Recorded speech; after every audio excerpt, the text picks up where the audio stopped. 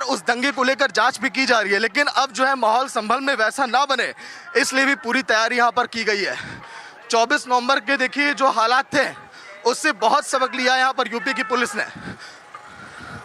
देखिए लगातार इस समय तस्वीरें हम आपको दिखा रहे हैं, अजय भी लगातार हमारे आगे आगे इस समय चल रहे हैं, लेकिन ये तस्वीरें लगातार रिपब्लिक भारत पर हम आपको दिखाते रहेंगे। वक्त एक छोटे से ब्रेक का है, जल्द हाजिर होंगे।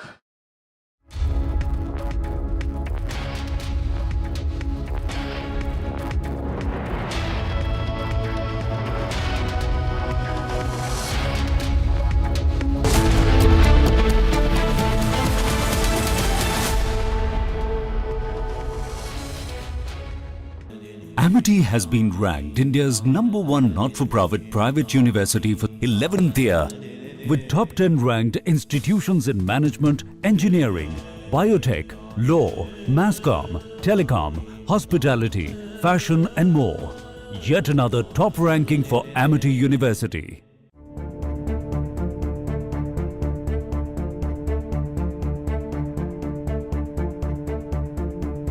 是一个重要的突发事件，中方注意到有关消息，并正在密切关注事态发展。我想重申，中国一贯主张国际刑事法院应严格遵循补充性管辖原则，依法审慎行使职权，避免政治化和双重标准。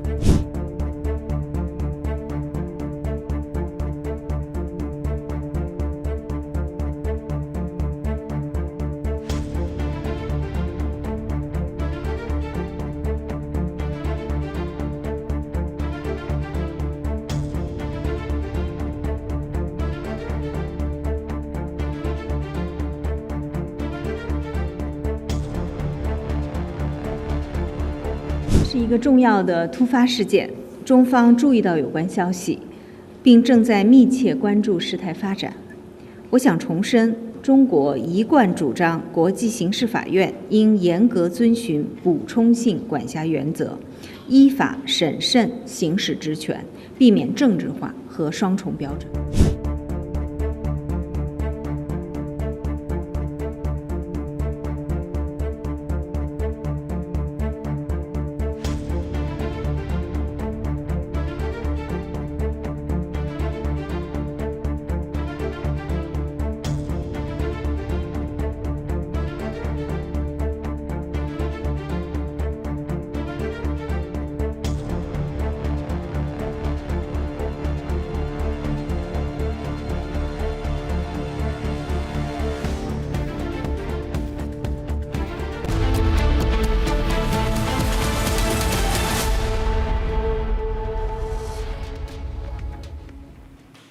Viewers, welcome back.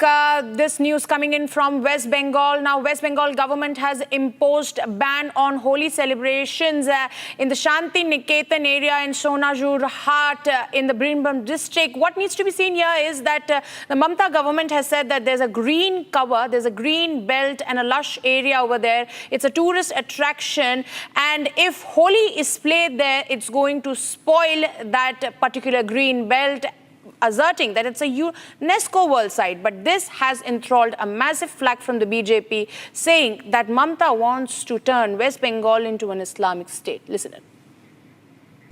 First of all, the question is that who is she to dictate how far or how late the Hindus will play Holi, up to 10 or 11 or 12.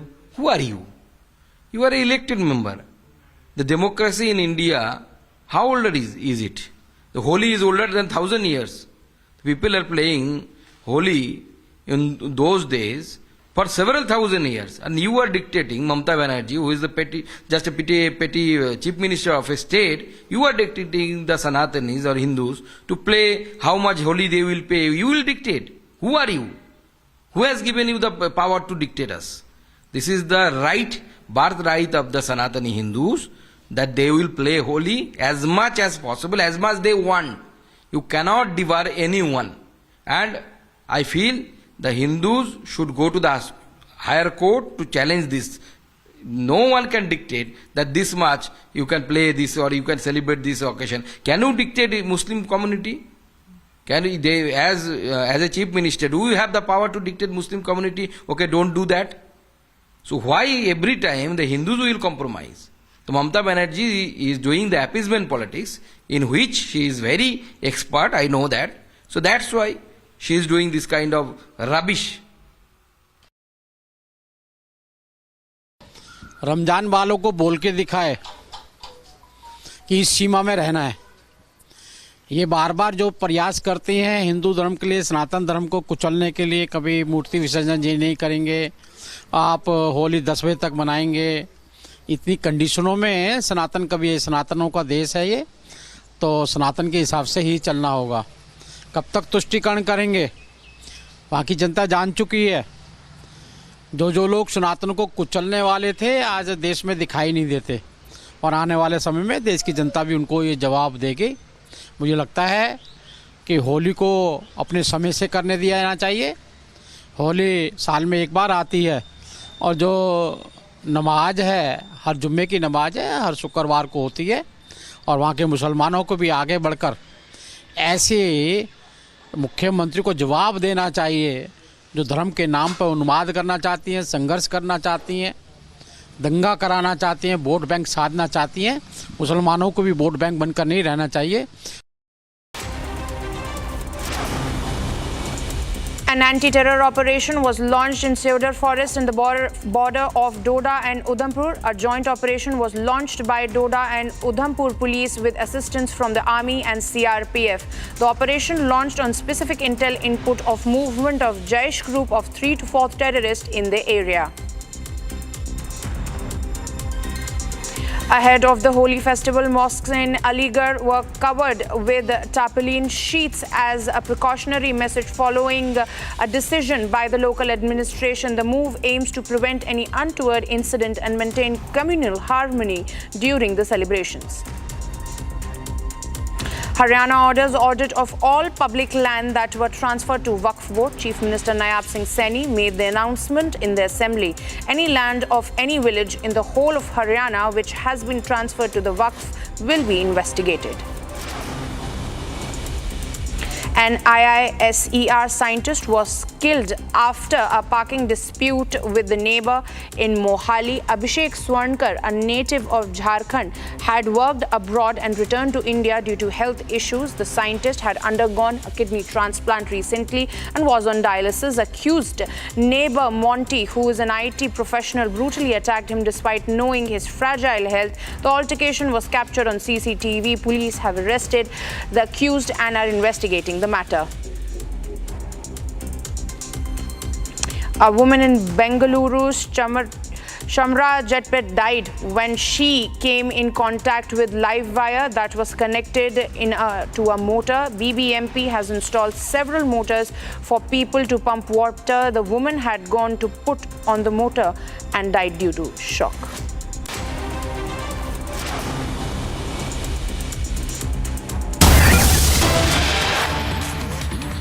The war over delimitation is escalating, and now Telangana CM Revant Reddy has jumped into it. He is saying that delimitation for South is not mandatory. He is against the delimitation. BJP settling scores with South, says CM Reddy. So this is yet another comment in the entire delimitation war that emanated from the state of Tamil Nadu and has been a major issue in the state of Telangana as well. Now, in southern states, he has said that this is not delimitation, but limitation for the southern states. This is what Chief Minister Reddy had to say on the issue of delimitation. Tamil Nadu Chief Minister Stalin has sent his delegation to invite me to 22nd meeting in Chennai regarding Government of India and Bharatiya Janata Party is conspiring against southern states in the name of delimitation. Delimitation is going to limitation for South. This is not delimitation. This is limitation for South. At any cost, we are not going to accept that limitation. We are paying more tax than North India. We are more entrepreneurs. We are contributing everything for the nation. But Bharatiya Janata Party wants to settle score against South India. Why? Because South Indians are never allowed to grow Bharatiya Janata Party. Kerala, Tamil Nadu, Telangana, even Karnataka also they have defeated. They don't have any representation in Andhra Pradesh. That is why they wanted to settle a score. This is called vendetta politics. We are not going to allow government of India headed by Bharatiya Janata Party or NDA. They are conspiring against the South. I am welcoming Mr. Stalin. He has initiated this discussion. He is going to organize a meeting against all these conspiracies. Congress party, in principle, have agreed to attend this meeting. Then finally I have to take a permission from my high command. Then definitely I will attend that meeting. There were so many people, they wanted me to convert. They said, get converted, you get converted and then we will help you out, you will go protest this. I said no.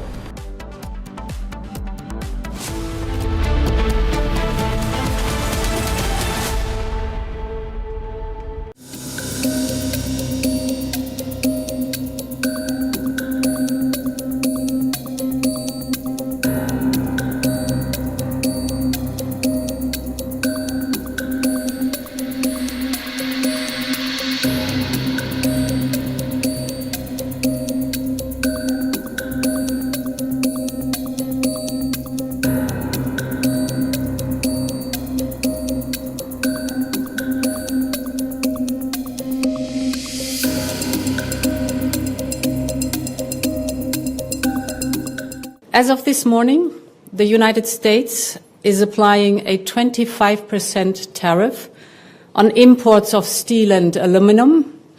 We deeply regret this measure. Tariffs are taxes. They are bad for business and worse for consumers. They are disrupting supply chains. They bring uncertainty for the economy. Jobs are at stake. Prices up. Nobody needs that. On both sides, neither in the European Union nor in the United States. The European Union must act to protect consumers and business. The countermeasures we take today are strong but proportionate. As the United States,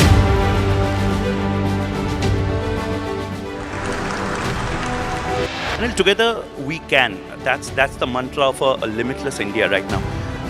How do you perceive this idea of a limitless India? I think we've seen that in 75 years of our independence. I think we have done wonderful things. I strongly believe that when you want to become a sporting nation, when you want to create sport as a part of your livelihood, as a part of your lifestyle, it's important to create icons in sport.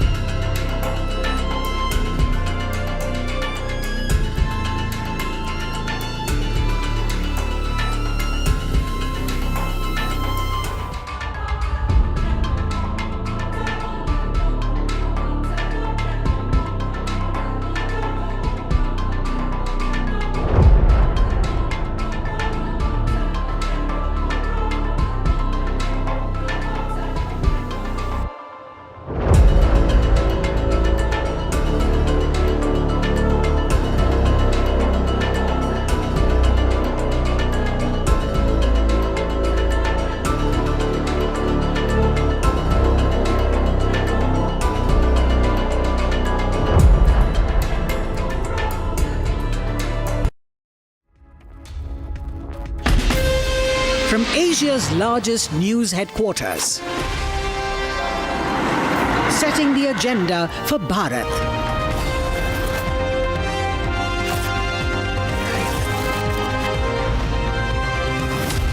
You're watching Republic.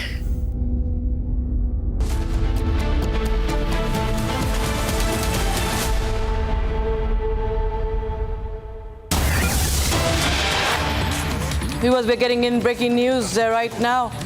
This in connection with what's happening in Balochistan, Pakistan. First video of Pakistani soldiers' body being transported. The video has surfaced. Pakistani soldiers are still in the captivity of the BLA. Even after 48 hours, the ultimatum ending. And the video now shows over 25 bodies of hostages being taken to Peshawar. Pakistani officers confirmed 25 bodies have already been transported. Remember, we showed you pictures of the coffins being sent by Islamabad. And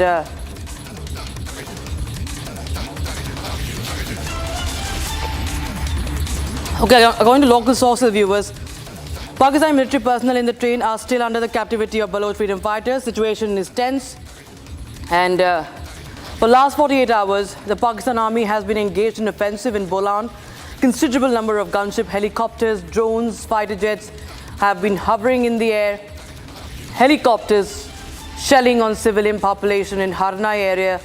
No loss of civilian lives, at least reported so far. But we'll just show you the video. In fact, if we can, because these are bodies, these are dead bodies, viewers. Authorities in Pakistan have also sent the bodies of 25 hostage passengers, including 4 paramilitary force soldiers, killed on a hijacked train traveling from Quetta to Peshawar. There you have Republic TV accessing another video. It's the first video of those bodies of Pakistani soldiers being taken away, those bodies of Pakistani soldiers being transported.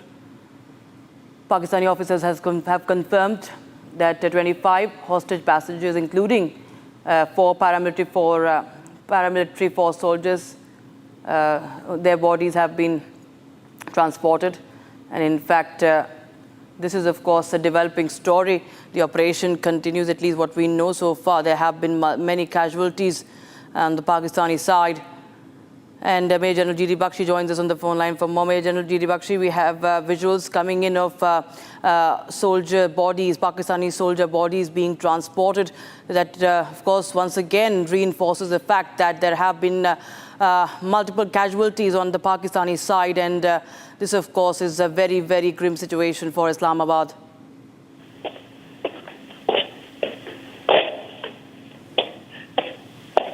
Major General G.D. Bakshi, if you can hear me.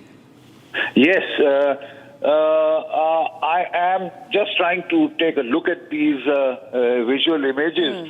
There is a lot of confusion. The Pakistani army claimed yesterday that it had completed the anti-hijack operations, that it had killed about 30 plus of the Baloch insurgents and liberated all the hostages. The Baloch narrative is different. There were reports that they have taken away the hostages. They are still with them. They have may have left the site of the train hijack, but they still have the hostages. That is what they are claiming. So we'll have to await clarity in this regard now and await further information. Right, sir. Thank you so much, Major General Bakshi, for joining us on Republic TV. That's video, viewers, that has surfaced. Pakistani officers have confirmed 25 bodies already being transported. And we have also, accounts of eyewitnesses coming in who had been hostages now being released. Listen in. तकरीबन होएगी 70-80 तो होएंगी train के अंदर भी जो बिठाए थे वो तो अंदर ही मार रहे अच्छा ट्रेन के अंदर ही मार दी 70-80 लाशें पड़ी हुई वहाँ पर आप कैसे भागे हम तो सुबह जाने हुआ वो देखे ट्रेन के अंदर गए तो हम पीछे से भागे अच्छा फिर आप कहाँ पर आए हम एफसी वालों के पास आए वहीं स्टेशन पर जाके चौकी पे टाइम कितना लगा सुबह पहुँचने में यहाँ पर इधर तो हमें तकरीबन बाकी का 1.5-2 घंटे लग गए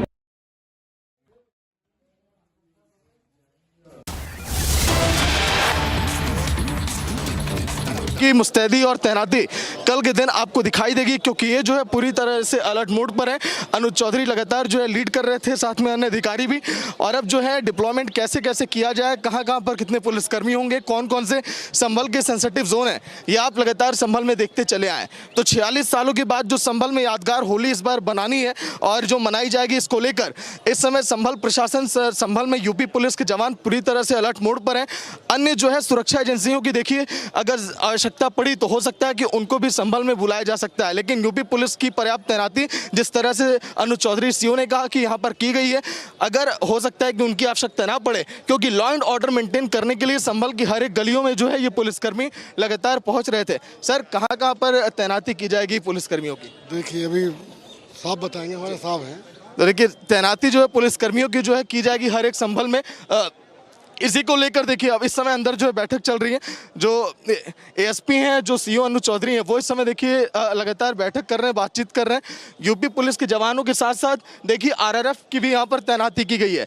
ये आरआरएफ के जवान हैं जो यहाँ पर इस समय लगे हुए हैं शाही जामा मस्जिद की निगरानी के लिए। देखिए इनकी भी यहाँ पर तैनाती की गई है। साथ में यूपी पुलिस के जवान की 2 देखिए सुरक्षा एजेंसियाँ यहाँ पर तो तैनात की जा चुकी हैं। अब देखिए काफ़ी लंबा फ्लैग मार्च था, तो पुलिसकर्मी इस समय कोतवाली में पहुँच चुके हैं। बैठक के बाद सबको दिशा निर्देश अब दिए जाएंगे कि अब आप लोग कहाँ का मुस्तैद रहिए, कहाँ का तैनात आप रहिए, क्योंकि कल का दिन जो है संभल में जो है ऐतिहासिक तो होगा ही, साथ साथ में कहीं से भी कोई असामाजिक तत्व माहौल ना बिगाड़े, इसको लेकर भी तैयारियां लगातार की जा रही हैं। Priyanka.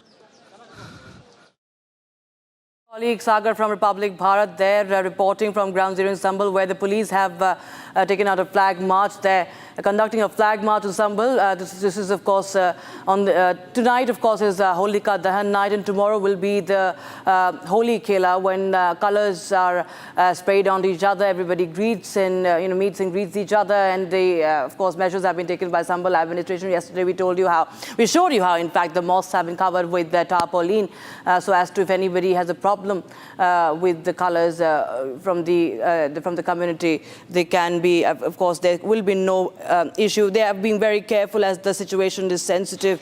We've seen visuals coming in from Sambal, Republic TV first, and exclusive visuals coming in on your screens, viewers. Republic TV reporting from Ground Zero. You can see police personnel there, police administration on Ground Zero. They are on high alert ahead of tomorrow's Holi celebrations. Tonight, of course, will be Holika Dahan as well. And if there is any holy procession that passes through the street on the mosque area, of course, special measures have been taken for that as well. So there's a flag march in Sambal, as you can see, that is underway right now. Mosques on the route of the traditional Lat Sahib Holy procession in Shahjahanpur have also been covered with tarpaulins, and strict security measures have been put in place. In fact, even the Shahi Jama Masjid has also been covered with tarpaulin. So at least 10 mosques have been covered with tarpaulin, with plastic and tarpaulin sheets ahead of the Holi.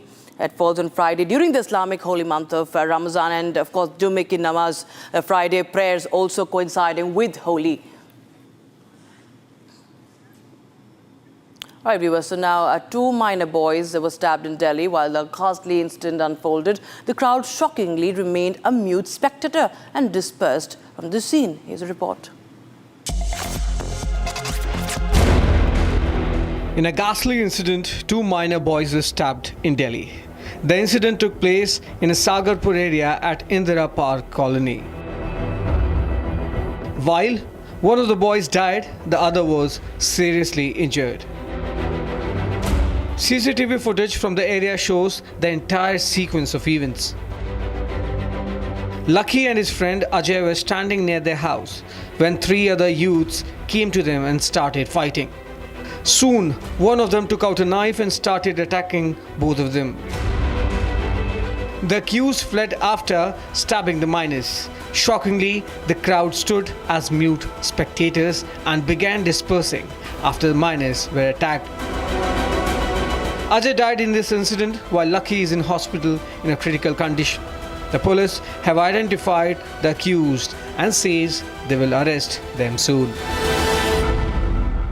viewers, the centre has dropped the Jadavpur University from the list of from its proposed list of IOC, that is Institutes of Eminence, after the BSc recommended the UGC to drop the Jadavpur University from the list of IOE institutions. Now, when asked, Union Minister of State for Education Shukanta Majumdar, who is also of course from Bengal BJP, blamed CM Mamata Banerjee, saying that her apathy killed university's IOE dream. In fact, we have a statement coming in from Jadavpur University officials who are also calling out Mamata for not fulfilling the monetary requirements. So now the Jadavpur University officials themselves are blaming Mamata Banerjee for not fulfilling the monetary requirements. Listen in to Partho Pratim Roy, who spoke to my colleague Vidita. First of all, there is no meaning of losing, because Institute of Eminence tag was never given to JU by Government of India. So the fact is that in 2019, UGC, EEC Empowered Expert Committee recommended JU for getting the Institute of Eminence tag. But government never gave that tag to JU. In 2021, government gave a letter to JU and said that within 3,000 crore budget, state government has to give 25% of money. But there is 3,000 crore, from where it has come, we don't know. We gave 1,000 crore budget, because as per the guideline of the IOE, we could claim up to 1,000 crore in 5 years. So there is no point of claiming 3,000 crore. So there is no budget of 3,000 crore. So when Government of India said in 2021 that 25% money has to be borne by the institute or government, then we reduced the budget from 1,000 crore to 605 crore, and we said that 25%, around 150 crore, we will earn in 5 years. It is from JU part. This is one thing. So JU never lost the IOE tag. IOE tag was never given to JU. This is one information, wrong information is circulating everywhere. So this is not good. Second thing is that from media reports, we have seen that the tag was dropped in 2023. So if it is 2023, why now this question is coming? So no letter has come to university. And the third thing is that, for the application, we had to pay 1 crore rupees. If Jadavpur University is dropped from the list, so the government had to pay back 75 lakhs to Jadavpur University. That money was not given till late. In fact, my colleague Ridhita joins the live in the broadcast from Jadavpur University. Ridhita, so what we understand from at least the Union Minister of State for Education, Shukanta Majumdar, it's not the protests or the controversial graffiti, but it's the budget that was allocated, and there was a steep decline in the budget that was allocated that has now brought this setback to Jadavpur University.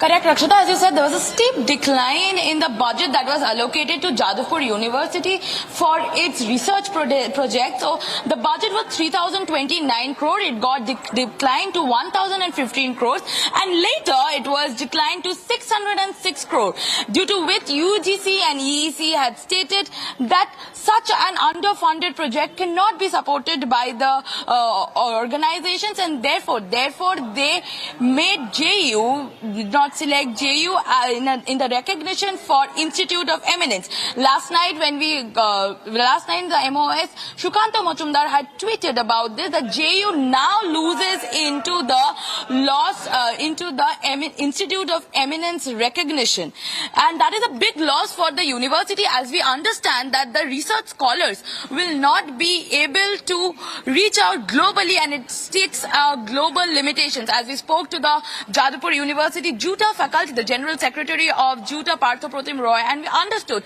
that the state government has not been concerned about the university's administration, not even about the management, and they are not being paid enough well. The management is not getting funded well, so therefore the conditions of buildings are also at stake at the moment. As we see, the students keep on protesting behind for the issue of Indranuj Roy, and therefore we understand that Jadavpur University's this loss comes as a big loss to the university, as that is going to cause an interruption to the research scholars here in the university. In fact, back to you, Rakshita. Rita, we have some more breaking news coming in from West Bengal. This in connection with the ban on Holi celebrations just on the eve of Holi Khela. We have, for the first time ever, the West Bengal government imposing a ban on Holi celebrations at the Sonajuri Ghat in Shanti Niketan's Birbhum district. Now, officials have cited concerns over potential damage to the lush green cover of the area and the marketplace. A major draw for tourists is located near the Vishwa Bharati University, which, viewers, holds UNESCO World Heritage status. And the BJP now has hit out at Mamata Banerjee, calling her anti-Sanatan. Well, you know, Rajita, if you're continuing, if you're still with us, that's an anti-Sanatan diktat. But before that, we'll in fact play out BJP's Jagdambika Pal hitting out at Mamata Banerjee for this listen-in. What is the reason if throughout the country, even those who are a Maulana belongs to the minority committee, they have appealed to his own community that now we will offer our prayer to Almighty God after 2. Then if Mamata Banerjee, only I think so for the appeasement of the because of politics, she is giving such type of a statement and taking step. Namely, Holi, I think so you to celebrate throughout the country. It's a festival also, ritual also, up to mid-noon, at least by 2. After 2, even Hindu, never they played Holi and they never involved, because up to 2 they used to celebrate Holi. They used to just extend good wishes also, because this festival represents of sweet, I think so, opposite harmony, just affection and all these things, and happiness also. So this festival, if it only reflects for happiness, और इसके बावजूद भी अगर ममता बनर्जी हिंदू हो करके हैं, तो या तो फिर हिंदू क्या बचपन से वो होली 10 बजे तक खेलती थी? पूरे देश के लोग अगर कह रहे हैं, मौलाना कह रहे हैं, अल्पसंख्यक लोग, कि हम अपने लोगों से अपील कर रहे हैं कि हम 2 बजे के बाद हमारे यहाँ होली होगी, के बाद हम नमाज पढ़ लेंगे, तो दोनों त्यौहार होगा। ये तो भारत की यही साझी संस्कृति है, यही गंगा जमनी तहजीब है कि उसी खुशियों से लोग होली मनाएंगे और उसी से अपना जुमे की नमाज भी पढ़ेंगे। तो मुझे लगता है कि इस तरह के लोग या तो तुष्टीकरण की राजनीति करना चाहते हैं, वोट बैंक की राजनीति करना चाहते हैं, लेकिन इससे देश के या उनके राज्य के हक में नहीं है। ये कम्युनल हार्मनी के खिलाफ एक तरह से अपीज करके अपने कहीं न कहीं उस भावनाओं को भी ठेस पहुंचा रहे हैं। So, Rita, we heard how the BJP is hitting back and also calling out this anti-Sanatan stance that is, right now being displayed by Mamata Banerjee. We've seen controversies in Bengal regarding Ram Navami in the past, Ram Navami processions, and now we see even Holi being in the center of the storm and Holi being banned at this campus for the first time, I believe. Why and what damage could suddenly this Holi bring in?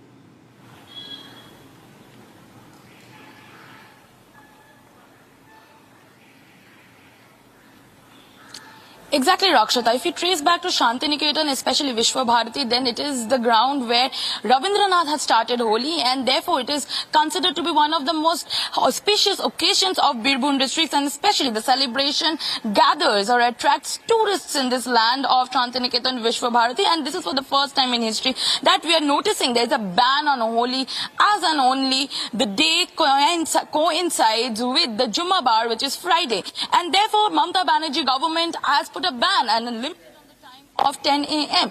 Earlier we have Shubhendu Adhikari, who has also called this to be an Aurangabad ideology, and also we have heard Shukanta Mojumdar saying that this is an appeasement politics that Mamata government is playing, and Mamata Banerjee government is repeatedly attacking the Hindu occasion, the Hindu festivals in Bengal. As you have rightly pointed out about Ram Navami, we had also seen earlier in the month of February in one of the colleges celebration celebration of Saraswati Puja was also a problem, and ruckus was created inside the college of Jogesh Chandra College. And now it is Holi which is on target. So the government, Mamata government, is back to back attacking the Hindu festivals in India. And correctly, as Shrikanta Majumdar said, it is an appeasement politics that is being played out in Bengal right here. Rita, back to in you, fact, thank you so Rakshita. much for joining us. We will just play out what Shrikanta Majumdar exactly said, and multiple reactions coming in from the BJP.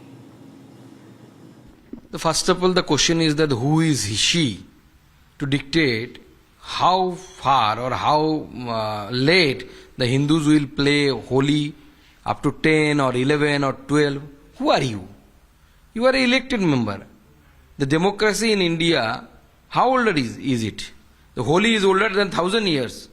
People are playing Holi in those days for several thousand years, and you are dictating, Mamata Banerjee, who is the petty chief minister of a state, you are dictating the Sanatanis or Hindus to play how much Holi they will pay. You will dictate. Who are you?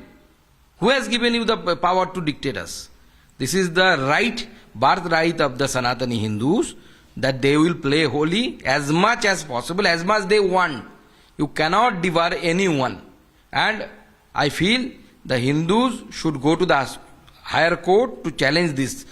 No one can dictate that this much you can play this or you can celebrate this occasion. Can you dictate a Muslim community? Can they, as a chief minister, do you have the power to dictate Muslim community? Okay, don't do that. So why every time the Hindus will compromise? So Mamata Banerjee is doing the appeasement politics, in which she is very expert, I know that. So that's why she is doing this kind of rubbish. Just coming in right now, viewers, this in connection with the case of gold smuggling on actor Rania Rao. The ED has raided actor Rania Rao's residence in Bengaluru, and the raid has taken place at a property on Lavale Road as part of ongoing investigation into the smuggling activities. Now, authorities are probing the actress's involvement in the illegal gold trade. Further investigation details are of course, awaited, but that's the latest we have right now. ED heat on actor Rania, and that's the latest update we're getting in right now. Raids at Rania Rao's residence. We're getting in visuals of her residence at the Lavale Road in Bengaluru, Karnataka, and that's of course more trouble mounting for actress Rania Rao. And in fact, Abhishek, my colleague from Republic Kannada, is on the phone line for more. Abhishek, of course, we see Rania Rao's residence being raided. This after the Karnataka government had withdrawn the CID probe.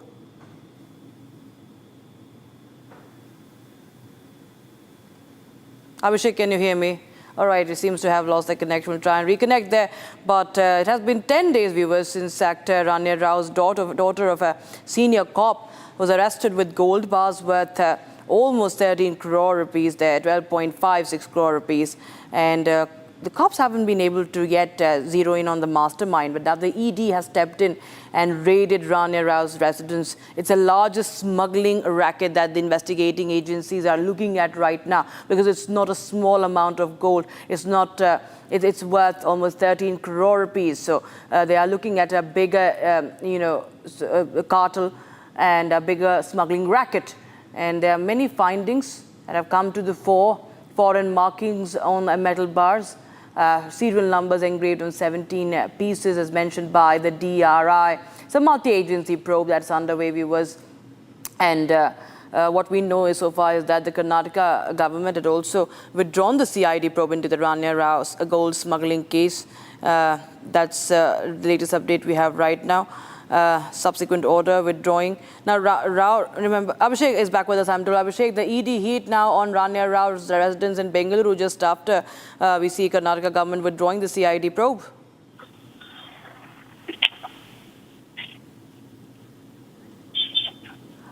Abhishek, can you hear me?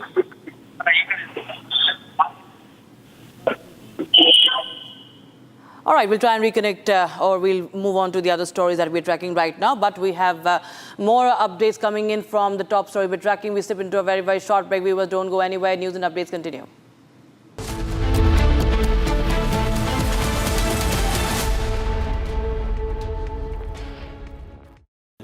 Amity has been ranked India's #1 not-for-profit private university for 11th year, with top 10 ranked institutions in management, engineering, biotech, law, mass comm, telecom, hospitality, fashion and more. Yet another top ranking for Amity University.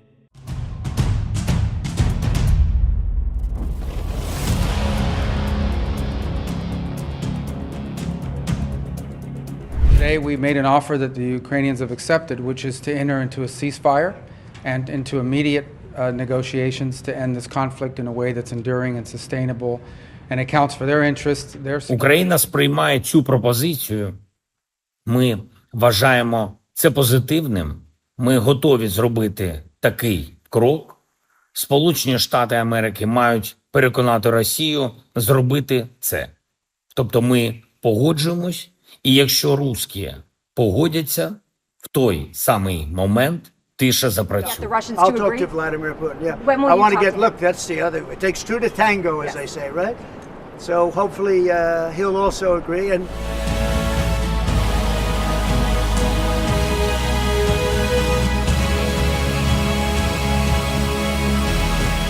Україна сприймає цю пропозицію. Ми вважаємо це позитивним. Ми готові зробити такий крок. Сполучені Штати Америки мають переконати Росію зробити це. Тобто ми погоджуємось, і якщо русські погодяться, в той самий момент тиша запрацює.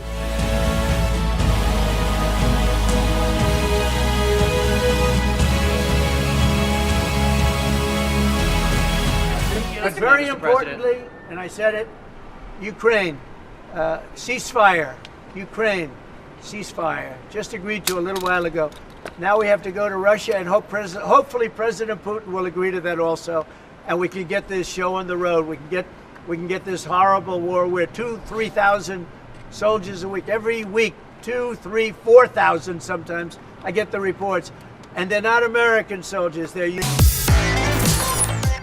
Galaxy S25 Ultra powered by Galaxy AI brings the latest news in a super efficient and summarized format from across the country only on Republic TV. Republic and Samsung together unfold a new world of possibilities. Let the adventure begin.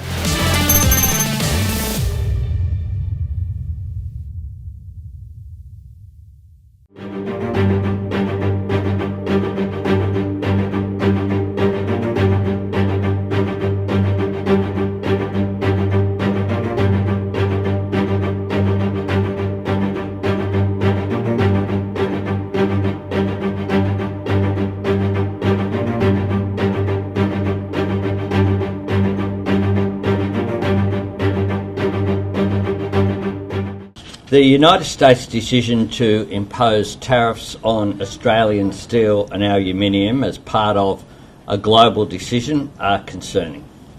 It has been foreshadowed that no country, regardless of its relationship with the United States, has been granted an exemption. Such a decision by the Trump administration is entirely unjustified.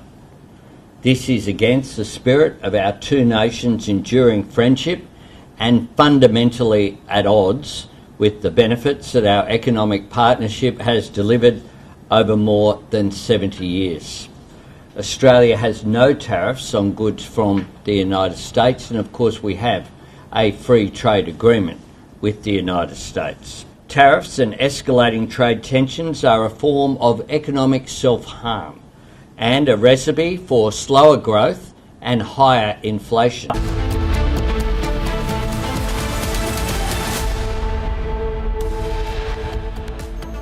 हमें क्या लाभ हुआ राजस्थान को IIFA से? कितने बड़े star आए? शाहरुख खान के अलावा बाकी तो सब 2 नंबर वाले, सेकंड ग्रेड था, फर्स्ट ग्रेड वाले तो कोई नहीं आया। माधुरी अब आजकल सेकंड में ही है, समय गया माधुरी दीक्षित जी का। Days after insult to skipper Rohit Sharma, Congress now targets actor Madhuri Dixit, calls her second-grade star. Is that who is she to dictate how far or how late the Hindus will play Holi, up to 10 or 11 or 12? Who are you? Mamata government imposes ban on holy celebrations in Shanti Niketan's Sonajuri Hart. BJP slams Mamata government. Ahead of holy celebrations in Sambhal, security officials conduct flag march as ASI team conducts whitewashing of Shahi Jama Masjid. There were so many people, they wanted me to convert. They said, get converted, you get converted and then we will help you out, you will go protest this. I said no.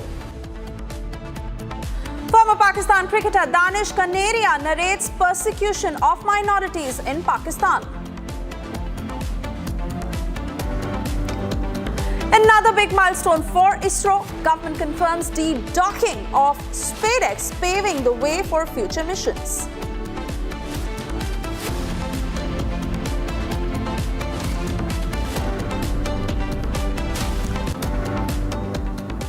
Very good afternoon and thank you for tuning in. I'm Suesha Samant. We begin with our top story as amid the language row in Tamil Nadu that is escalating, Chief Minister M.K. Stalin has called the language policy a saffron policy.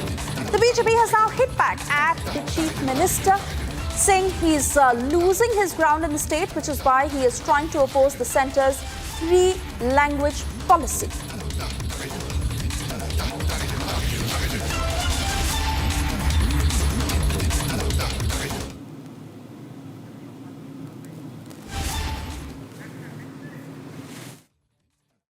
Stalin के और DMK के नीचे से ज़मीन दरक चुकी है, क्योंकि नेशनल एजुकेशन पॉलिसी हम लोकल लैंग्वेज को, रीजनल लैंग्वेज को बढ़ावा देना चाहते हैं। प्रधानमंत्री ने खुद कहा कि बच्चे को अपनी क्षेत्रीय लैंग्वेज में पढ़ने की, सबसे ज़्यादा सीखने की, उसको ग्राह्य करने की उसमें एक गुण होता है।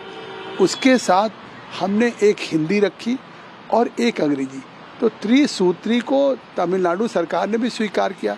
मुझे लगता है अब राजनीति करने के लिए, जैसे बहुत पहले हिंदी का विरोध होता था, उस तरह से एक विरोध कर रहे हैं। वो हिंदी का विरोध नहीं है। आज जो देश की एकता और अखंडता, देश की जो राजभाषा हिंदी है, आज आप देख रहे हैं तमिलनाडु जाएं, कर्नाटका जाएं, आंध्रा जाएं, केरला जाएं, सब जगह अब कितनी हिंदी की लोकप्रियता बढ़ गई है। हिंदी के पिक्चर देखे जाते हैं, हिंदी में सब लोग बातचीत करते हैं। तो आखिर ये स्टालिन क्यों विरोध कर रहे हैं? तो इसके पीछे कहीं न कहीं राजनीति है और वो राजनीति के तहत विरोध है। Cutting across to Sarda, joining us live on the broadcast. Sarda, the politics is escalating as far as the three-language policy is concerned. The DMK is saying that it is nothing but a saffron policy, and the BJP is saying that it is a weak Stalin who's losing ground in the state, and that is why he is now trying to find his way forward by bringing this up.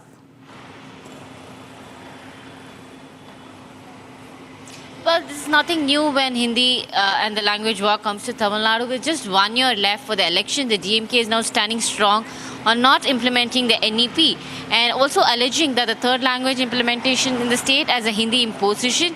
And DMK is constantly been targeting the centre on the NEP, stating that it's a saffronization policy. Speaking at the public meet, the Chief Minister M.K. Stalin noted that the implementation of NEP in the state would nothing but implementation of saffronization here as well.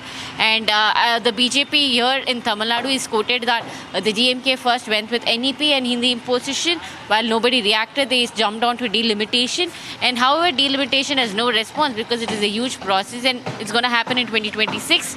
And the committee might take a long time to decide on it. They have now moved on to state that the BJP is trying to saffronize the Tamil Nadu state, and this is how the DMK is politicizing the issue one by one. Oh yes, absolutely. And we must listen into what M.K. Stalin had said earlier on this issue. படத்துல எங்களுக்கான நிதியை கொடுக்கறதுல உங்களுக்கு என்ன பிரச்சனை? 43 லட்சம் பள்ளிக்கூடங்களோட நலனுக்காக நிதியை விடுவிக்காம மிரட்டுறது நியாயமா? தேசிய கல்விக் கொள்கையை ஏத்துக்கலன்னு தமிழ்நாட்டுக்கு தர வேண்டிய நிதியை தர மறுக்கிறாங்க. உண்மையிலே மக்களுக்கான, மாணவர்களுக்கான திட்டமாக இருந்தா நாம அதை ஏன் எதிர்க்க போகிறோம்? தேசிய கல்விக் கொள்கையை நாம ஏன் எதிர்க்கிறோம்னு அதனுடைய வரைவு கொள்கையா வெளிப்படையாகவே கல்வியாளர்கள் அடங்கிய குழுவை அமைச்சு தெளிவான ஆய்வறிக்கையை நாம் வெளியிட்டோம். தேசிய கல்விக் கொள்கை என்பது கல்விக் கொள்கை அல்ல, அது காவி கொள்கை. அது இந்தியாவை வளர்க்க உருவாக்கப்பட்ட கல்விக் கொள்கை அல்ல, இந்தியை வளர்க்க கொண்டு வரப்பட்ட காவி கொள்கை. இந்த கல்விக் கொள்கை தமிழ்நாட்டோட கல்வி வளர்ச்சியை மொத்தமா அழிச்சு ஒழிச்சுடணும் தான் நாம எதிர்க்கிறோம். Moving on, as former Pakistan cricketer Danish Kaneria narrates the persecution of minorities in Pakistan. He was speaking at a congressional briefing at the Capitol Hill in Washington, D.C., and this is what he said.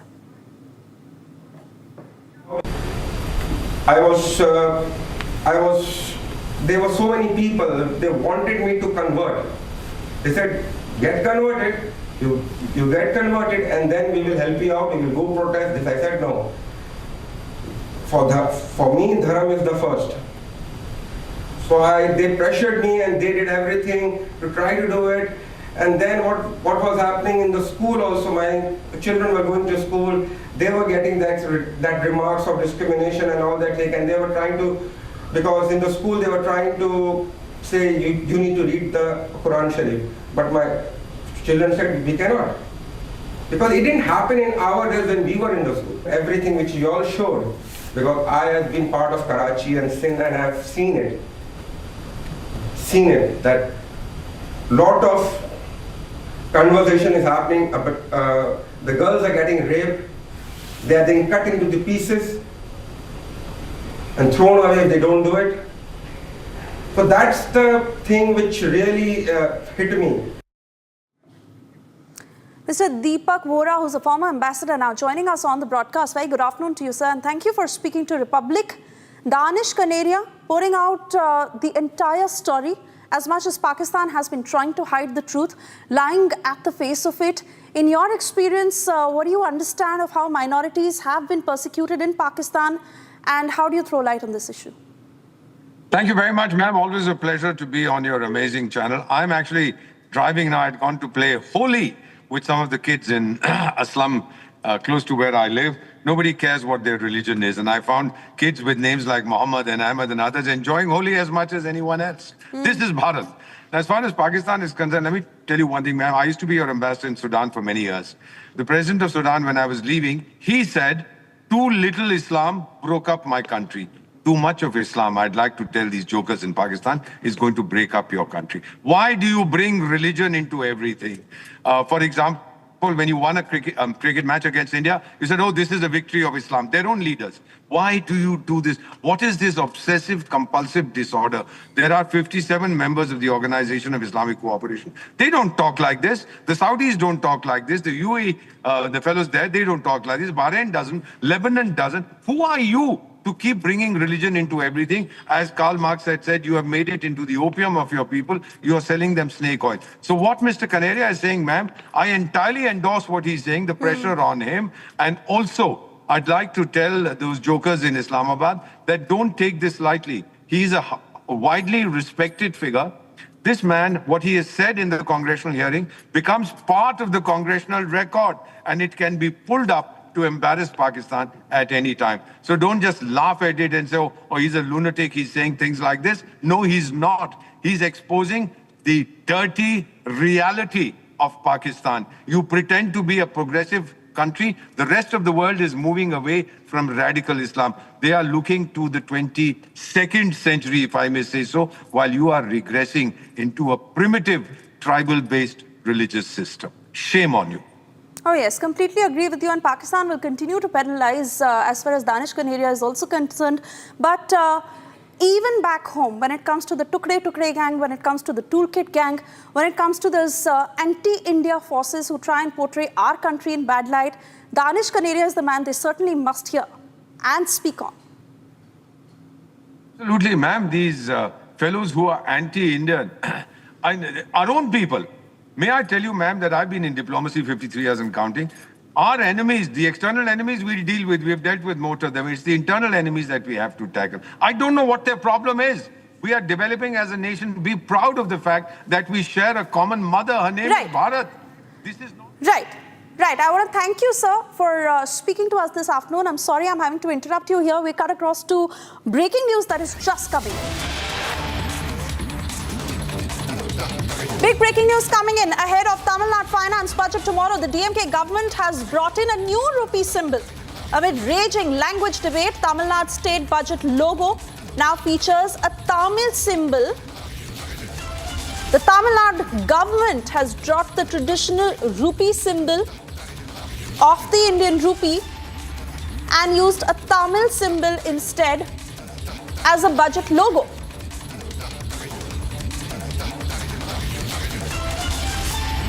Sarda will join us shortly to take us through the details, but the language war that has escalated to a whole new level amid the DMK's attack against the ruling BJP, and how the DMK government has been taking on the center as far as the three-language policy is concerned. In fact, just shortly, we told you how the DMK has called it a saffron policy, and the BJP is saying that Stalin is losing ground in his state, and that is why he's resorting to such measures. But it has certainly gone to a whole new level. Sarada, give us all the details. Stalin replacing the rupee symbol, using a Tamil symbol, and how much of it is even in the domain of what he can do.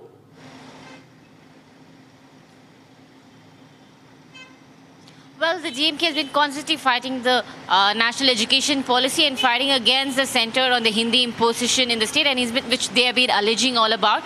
Now fighting against the rupee symbol, the finance budget which is set to take place tomorrow here in the state, along with the 234 MLAs. The Stalin government is now bringing a new rupee symbol. Instead of the general R with the line above on it, the symbol that we generally use now, the Stalin government has brought in a Tamil symbol, the letter RU, which is in Tamil alphabetical order, comes towards the end, and they have called it the RU. So instead of rupiah, it's become the RU.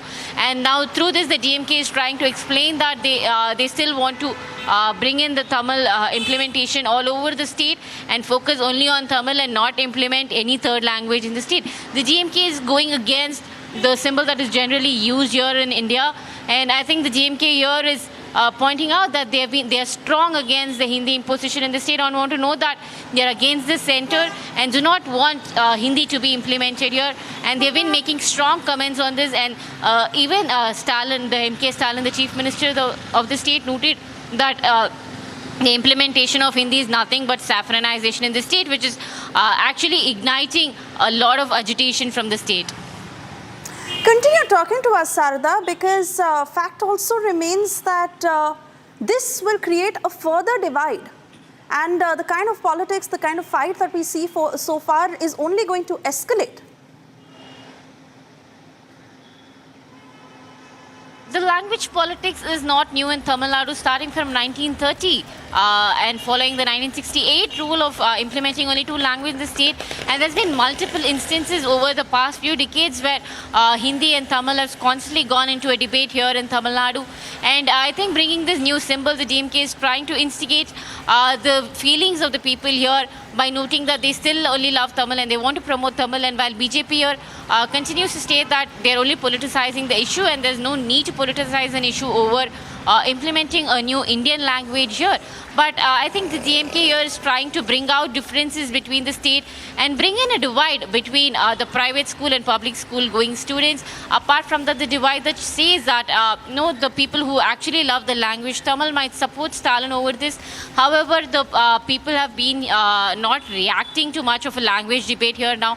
But probably after the symbol release ahead of the finance budget tomorrow, he's trying to explain that the DMK is standing strong against Hindi here and would love to impose on Tamil language more. So we have to wait and watch if people would get more attracted to Tamil because of this rupee symbol change, or would they go against the DMK and support the NEP. And the BJP is now running a signature campaign here which supports NEP, and they've collected over 10 lakh signatures. So probably the DMK might have to listen into this on how much the people would want to prefer NEP or a third language implementation in the city and not just stick on to one language here. And I think the DMK should stop politicizing the issue here on Tamil being the most important language here and not any other Indian language. I think people are past that point where here and there's no point in politicizing this issue. Give us further details of how long the DMK had been planning this, where all does this logo, where all is this logo being displayed, and in terms of any responses from the Tamil Nadu BJP so far or on the centre as far as replacing the rupee symbol is concerned, what more are you picking up? The DMK just launched the rupee symbol. They have been mum about this. They did not speak to the media. They did not tell it to anybody that the rupee symbol is going to be changed. So it comes as a shock to everyone in the state that the DMK is going against the general symbol that we use for rupee. The BJP here is yet to react on this issue. However, what we have to wait and watch is that if the BJP leaders here would point out the Stalin government on increasing the politics around the language debate here, and probably say whether the symbol would actually make a difference here if the finance budget. Speaking to us already, the BJP spokesperson Narayan Tirupati quoted that quoting out the finance budget tomorrow, the DMK government will only bring in more liability to the state and nothing new to it. So we have to wait and watch if this symbol would create more division here. And I want to understand from you, from a federal standpoint, how far is the DMK planning to take this fight? So if it is come down to replacing the rupee symbol in the assembly ahead of the Tamil Nadu finance budget, can it also move to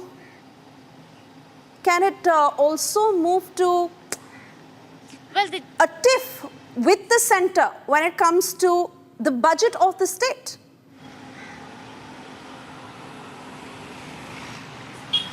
Well, the DMK is now fighting against the centre for the funds that should be released for the education here. Without the implementation of NEP, Dharmendra Pradhan in his quote noted Sarada, that... I apologize, I'm having to interrupt you here, but Shazia Ilmi of the BJP is joining us. Let's get that first BJP reaction on this big breaking news coming in. Shazia Ilmi, your response to the Stalin government taking this language debate to a whole new level and replacing the rupee symbol with a Tamil symbol.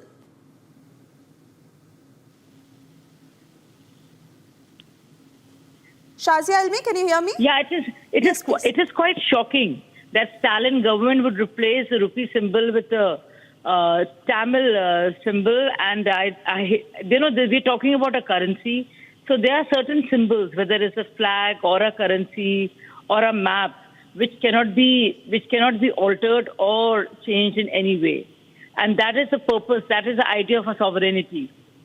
Can you hear me? Yes, absolutely. Go ahead. And that is what sovereignty means. So this is clearly an attempt to undermine the sovereignty of the country by actually playing with the rupee symbol. Because we are here, he has no jurisdiction whatsoever or power, even as a state leader, a tall state leader, to play around with the national symbols, with the currency symbol or the emblem in any way. So I think it is quite, it is quite shocking that he can do something like that. There is nothing Tamil nationalism that he's talking about. There is nothing to justify it. It's all right, you want to preserve the language, but RU remains RU, which is for rupee. I mean, if you see yuan or if you see euro, they don't change according to the countries where they use, right? It can't be a province of China can't make yuan into something else or yen something else. That is the national currency. That is the national symbol. And as a unitary and a federal structure, which our country is, states there is a union government and there are state governments. State has to, there is no choice in the matter, You can't call yourself get yourself a separate identity when it comes to the currency. So it is quite shocking that he can think of something like that.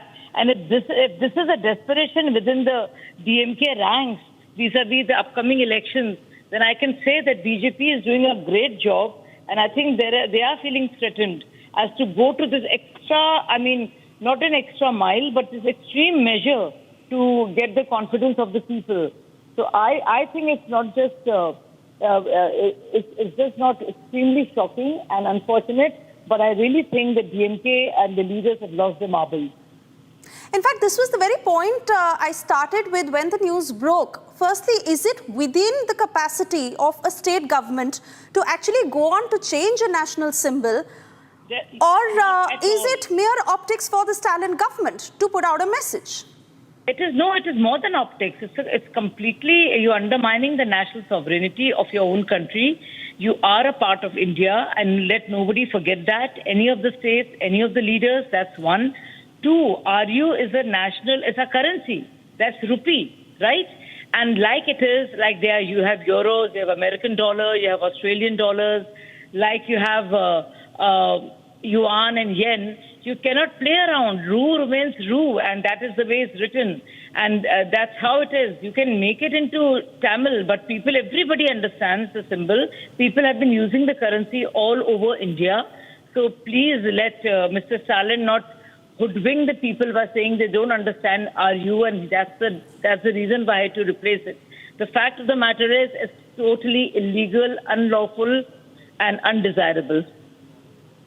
In fact, the kind of political statements that the DMK has been making to hit out against the centre in mere defence of how they are fighting the language policy, and this language debate has been ongoing for a while now. While one could respect the fact that he's trying to save the integrity of the Tamil language, but to reject Hindi language out and out, and now it has come to such political discourse that to hit out against the BJP, to hit out against the centre, he's probably doing more damage to the party and to their reputation itself. Well, absolutely, but I do understand where you're coming from, and there's nobody takes any state's right away, or any citizen's right away to want to preserve their language, which is why when NEP, National Education Policy, was introduced in 2020, that at that point of time there was no resistance. In fact, they went ahead and signed the MOU with the union government and implemented it. So I don't know what has happened 5 years later. Have they woken up 5 years later? Are they scared of the upcoming elections? What is it that causes them to be so to do this flip-flop and be such chameleons? And it is really sad that that they're using this 4.5 years later. Why did they agree to it in the first place? What is there in the NEP? Can you point out what is there in the National Education Policy that takes away the state's right into wanting to preserve their language? In fact, it helps all the states. In fact, non-BJP ruled states have all hailed the NEP. Nobody has been able to find any objection with it whatsoever. It is a three-language formula and gives a lot of credence, in fact, upholds the state language. And which is why all the states, BJP ruled and non-BJP ruled, have gone for it. So I don't know what is Mr. Stalin's problem all these years later. Why did he agree to it earlier? Why did his party leaders agree, and why did they sign the MOU with the union government, just like every other state did, hailing NEP as a great policy and wanting to implement it in the state? So I think it's desperation of some kind of a need to reignite and restir this conversation and discourse about language and linguistic identity. And not just that, I think it just undermines our sovereignty as a nation, as a country. Our symbol remains the same. Our emblem remains the same. Nobody messes around with the borders, with our currency, and our national emblem. Nobody messes around with it. Let that be very, very clear. Right. Shazia Almi, I want to thank you for speaking to Republic this afternoon, and for our viewers. Two windows in which we are displaying the symbol that it was in 2024 with the rupee symbol. And on the right is the new symbol that has been launched by the DMK government in Tamil Nadu. This is of the Tamil Nadu finance budget that is slated to happen tomorrow. But the rupee symbol that has been replaced with the Tamil rupee symbol. The Tamil Nadu government having dropped the traditional symbol of the Indian rupee. I want to go back to my colleague Sarda to understand from you how the Indi is responding to a move like this, because when it comes to divisive politics and the person who's playing it at this point on the forefront is the man MK Stalin.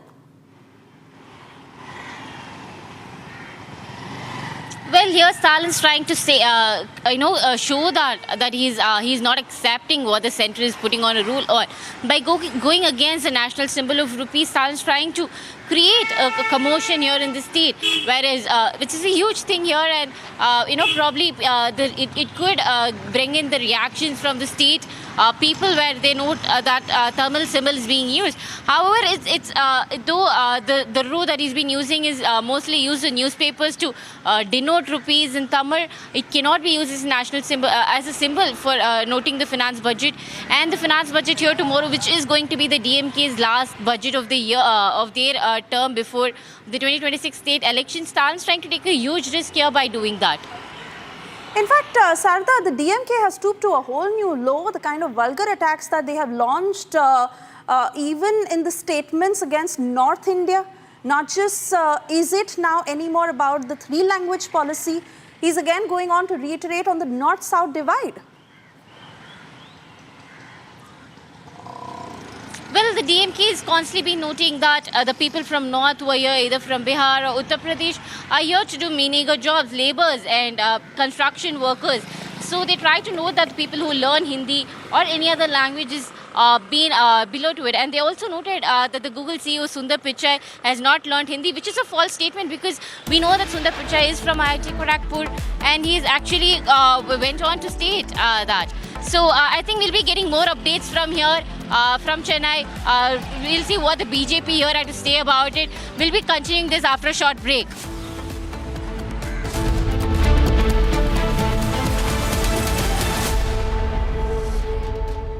In a brazen display of political opportunism, the All India Muslim Personal Law Board and the Congress Party, the pro-Muslim Congress Party, have openly called for people to take to the streets against the Waqf Amendment Bill. So the pro-Muslim Congress Party and the All India Muslim Personal Law Board are deliberately fanning tensions instead of engaging in a democratic debate. The reality on the Waqf is far from their manufactured outrage. The Waqf Bill is about transparency. It is about accountability. It is meant to ensure that Waqf properties spanning over 6 lakh acres across India are not misused or monopolized by opaque institutions. And yet, the All India Muslim Personal Law Board and the Pro-Muslim Congress has gone as far as threatening a Shaheen Bagh-style agitation, with spokesperson Syed Qasim Rasool Ilyas declaring that, quote, "We will hold a massive protest at Jantar Mantar on 17th March 2025, unquote. This, in my view, is a call for mass anarchy, for mob coercion. And the pro-Muslim Congress Party, instead of countering misinformation and street veto, enables this.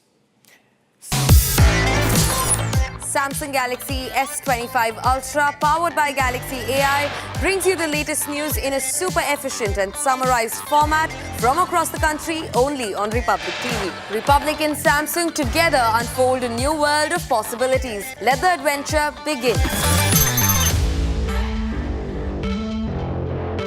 In a brazen display of political opportunism, the All India Muslim Personal Law Board and the Congress Party, the pro-Muslim Congress Party, have openly called for people to take to the streets against the Waqf Amendment Bill. So the pro-Muslim Congress Party and the All India Muslim Personal Law Board are deliberately fanning tensions instead of engaging in a democratic debate. The reality on the Waqf is far from their manufactured outrage. The Waqf Bill is about transparency. It is about accountability. It is meant to ensure that Waqf properties spanning over 6 lakh acres across India are not misused or monopolized by opaque institutions. And yet, the All India Muslim Personal Law Board and the Pro-Muslim Congress has gone as far as threatening a Shaheen Bagh-style agitation, with spokesperson Syed Qasim Rasool Ilyas declaring that, quote, "We will hold a massive protest at Jantar Mantar on 17th March 2025, unquote. This, in my view, is a call for mass anarchy, for mob coercion. And the pro-Muslim Congress Party, instead of countering misinformation and street veto, enables this. Senior leader of the pro-Muslim Congress Party, Rashid Alvi, legitimizes the chaos, saying, and I quote, "If they want to peacefully protest, they have all the right to do so. They must say they will protest like the farmers who shut down the roads for 2 years and held sit-ins on the streets." But what exactly in this amendment justifies taking to the streets over parliamentary debate? This is not a protest, in my view. It is an orchestrated attempt to ignite street unrest under the guise of resistance. The Congress and the... From Asia's largest news headquarters, setting the agenda for Bharat.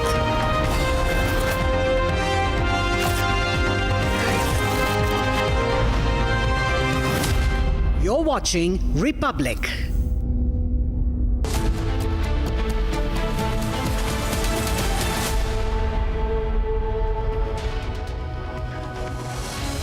Very good afternoon, viewers. You're watching Live and Breaking with me, Rakshita Mishra. We'll start with the biggest story from Tamil Nadu that we are tracking as the DMK government has replaced the rupee symbol in the state budget amid massive row over language. We'll get you more on that, but first the headlines. Yogi makes his stand clear ahead of Holi celebrations, uses full government force in Sambal to maintain law and order and celebrate the festival. The question is that who is she to dictate how far or how late the Hindus will play Holi, up to 10 or 11 or 12? Who are you? Mamata government imposes ban on Holi celebration in Shanti Niketan, Sonajuri Hat. BJP calls it appeasement.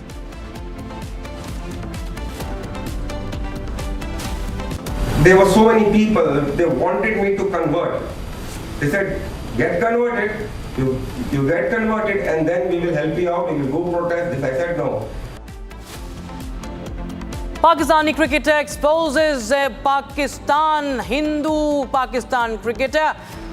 Danish Kaneria alleges discrimination in Pakistan team.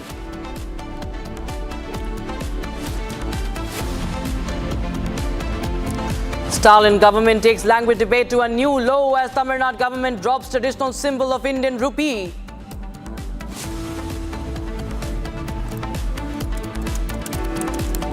Outrage in Telangana over arrest of journalist after she shared a video of farmer who criticized the Congress party.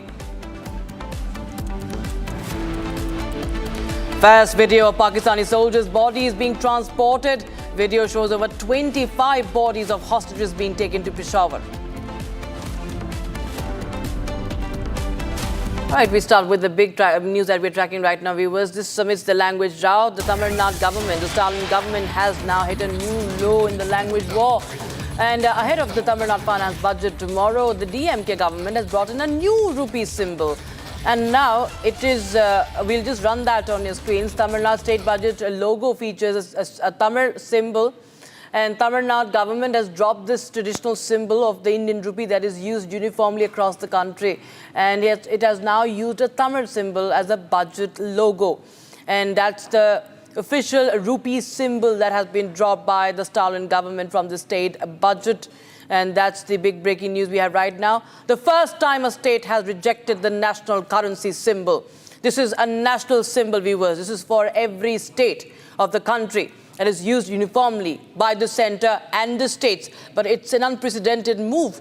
And all this happening amid the language row, opposition to the NEP, opposition to the three-language policy. Stalin government has now taken this far ahead and crossing all limits is the Tamil Nadu government rejecting the national currency symbol, taking Tamil Nadu's resistance to the NEP, opposition to the NEP, and propagating Hindi hatred to a new level. That's the symbol you can see on your screens. The left is the symbol that is used in the country. Every state uses it. To the right is this symbol ahead of the budget session. That is a Tamil symbol.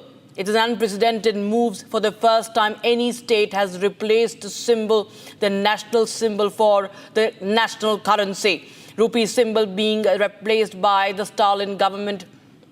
Sharda, my colleague, joins us on the broadcast. Sharda, this is taking this entire debate to a new level, and this is the first time we see a state rejecting the national symbol for the national currency. Well, this is new move from Stalin. So we've joined here with BJP spokesperson Narayan Tirupati will be coming to us in a minute. So this Stalin's move is apart from the divide and the language rule. It comes in to show that they are trying to go against the center in any way that's possible by them. So we have to wait and see if any other information that the Stalin government is going to put out, apart from changing the rupee symbol. So probably just ahead of the finance budget, this move is coming in. And it is very shocking to the entire state because nobody expected that the DMK government would go against the center on this and would be changing the rupee symbol. Right, Sharda. In fact, this is the first time we see such thing is happening. And, this is a symbol that was adopted in 2010 following a design competition. And the design was created by D. Udaya Kumar. And it combined elements of the Devanagari letter and the Latin capital, that is R, without its vertical bar. So this is something that was even, announced and, during the Union Budget 2010 by Finance Minister Arnab Goswami. The intention to introduce a symbol that would reflect and capture the Indian tradition, Indian ethos and culture. And now this is amidst the NEP row, the DMK displaying defiance and going just completely ahead. In fact, we have been joined by Dr. P. Pullarao, who is a political analyst. Dr. Pullarao, how do you see this move? This is hatred against Hindi or something. It's not about Hindi, it's about a national symbol. There was a national competition that was held and it was adopted way back nationally, uniformly used, and one state goes in and says that I reject this and we have our own symbol. Well, it works two ways. One way is you can say it shouldn't be done, the other way they say it can be done. Legally, there's nothing wrong with Stalin doing what he is doing. There is no bar. And this is a lesson for everyone. One should try for unanimity. What did we witness? I am for harmony and unanimity, consensus. There is no doubt about it. I am for it. The last week, there was an unnecessary fighting in Parliament, attacking of Tamil Nadu. So you're saying there's nothing wrong with it? All right, we seem to have lost that connection. In fact, BJP Tamil Nadu leader Vinod Selvam is joining us. Mr. Selvam, we just got this information about Tamil Nadu government replacing the rupee symbol, the national symbol, being rejected by the Stalin government and replaced with a Tamil symbol. Sir, how do you see this? See, the people of Tamil Nadu had given DMK one more chance to govern them, hoping that they would have, the last 10 years of sitting back at home, learned from the mistakes and try and give some sort of governance. But then the separatist mindset of the DMK never seems to leave them. They have always been a very factional party, and then now it's just coming to the forefront. The problems of the state are being ignored widely. And instead of taking up the problems of the state which are actually affecting the people, they're taking up issues of diversional tactics just to hide their failures. And today's move is totally uncalled for. There is so much which has to be done. The state's debt ratio is increasing by the day. You keep borrowing to fulfill your promises which you had made to come to power, all the freebies which you had promised to come to power. No development has happened. People are suffering, and you're doing politics with the life of the students by not letting them adopt the new education policy, which is going to open up a world of opportunities for the children of Tamil Nadu. Instead of focusing on any of this, instead of focusing on governance, they have fallen back and now they're trying to, divert attention by talking about Hindi imposition. All their strategy has been failing, including delimitation. Now, today, just to divert the attention, I don't know if we look deeply, there must have been a case of molestation at some government school happening in Tamil Nadu. Just to hide the failure, they must have come up with this strategy today to divert the attention. Mr. Selvam, please stay on with us. We also have Dr. Pullarao. Sir, Dr. Pullarao, the BJP is saying that it's a separatist move and this is a diversionary tactic. How do you react, sir? We seem to have lost those connections. I will try and get more reactions, viewers. This is the rupee symbol, the national symbol, dropped in defiance, replaced with the Tamil alphabet there. And Sharda continues to be with us. Sharda, of course, the BJP is lashing out at the Tamil Nadu government, calling it a separatist move.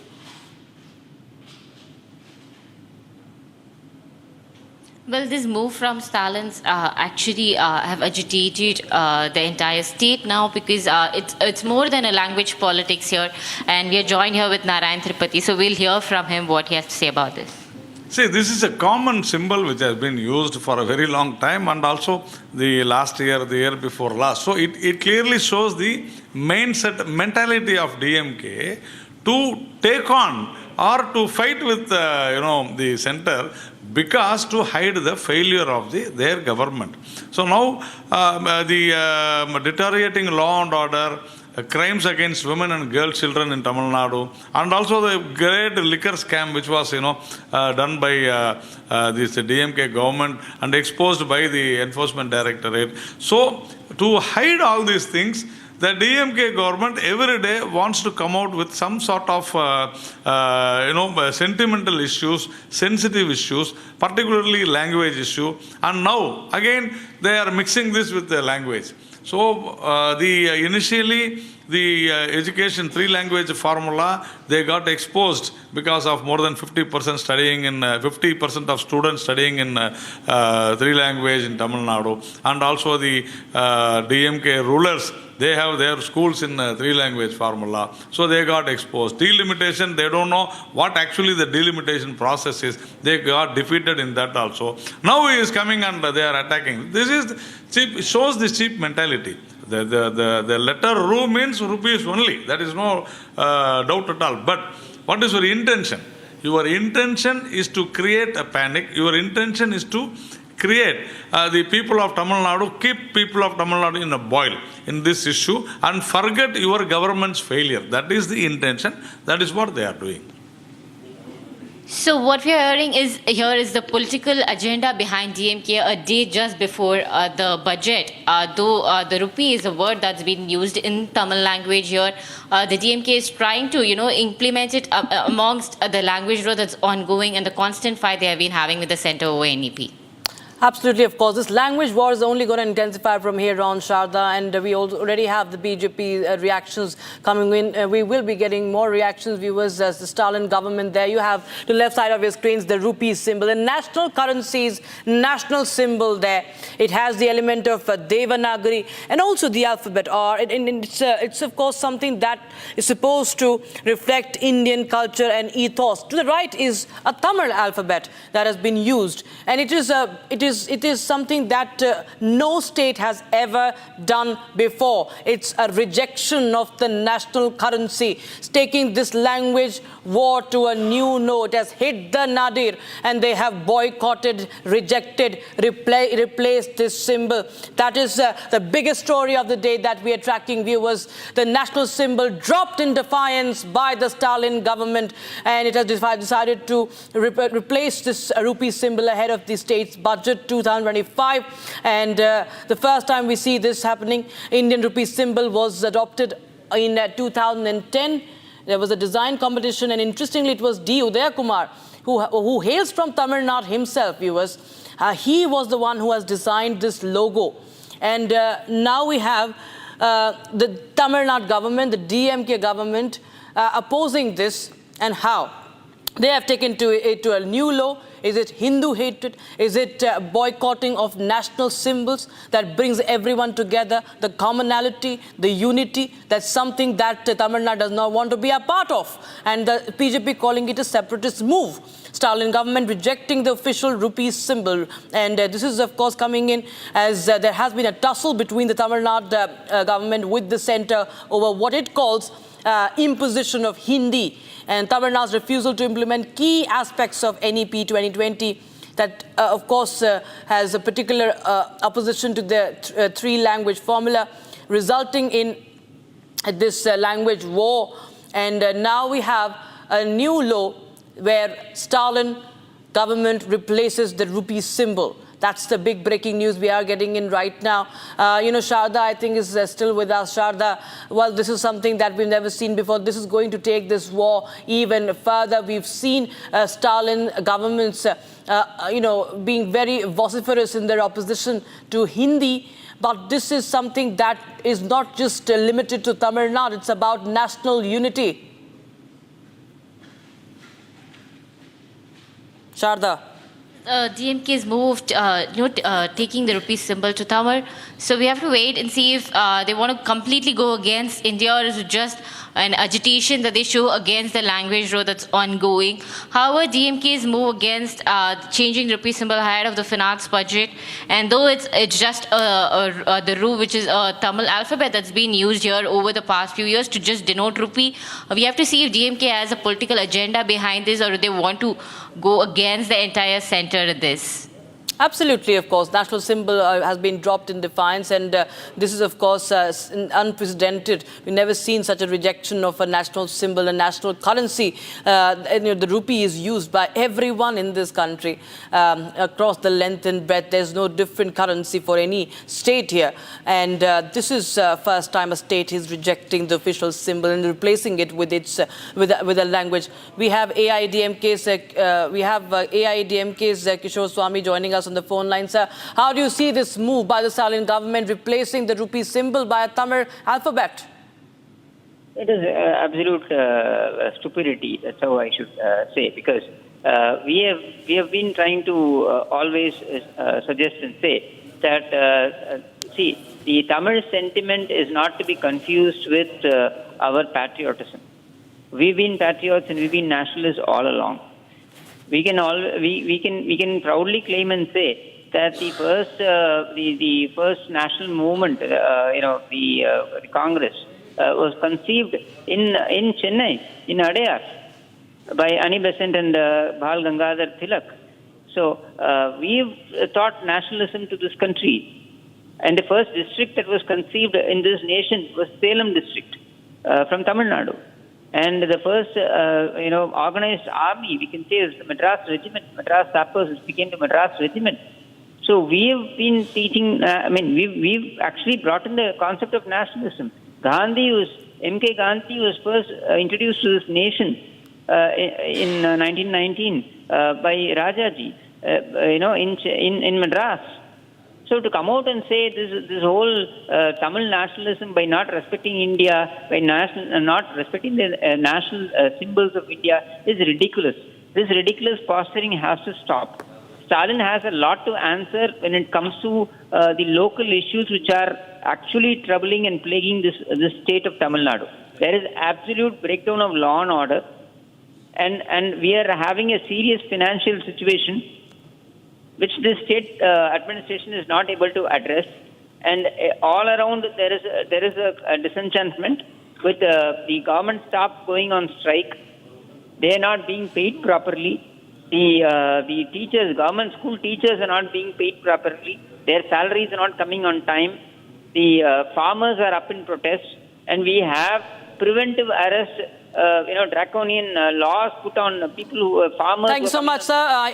Kishore Swami, for joining us with your thoughts. We are cutting across to visuals coming in from West Bengal right now.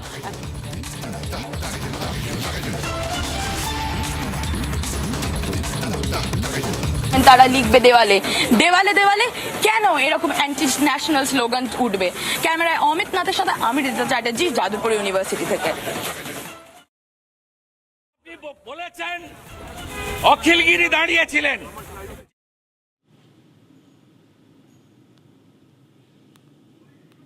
সাংবাদিকের সঙ্গে তাকে কাজে বাধা দিচ্ছে, কিছুতেই তাকে কাজ করতে দিচ্ছে না, তাকে হেনস্থা করছে। এই অসভ্যতার ছবিটাই তো রিপাবলিক বাংলা দেখিয়েছিল, আর তার জন্য শৌর্য নকশালদের।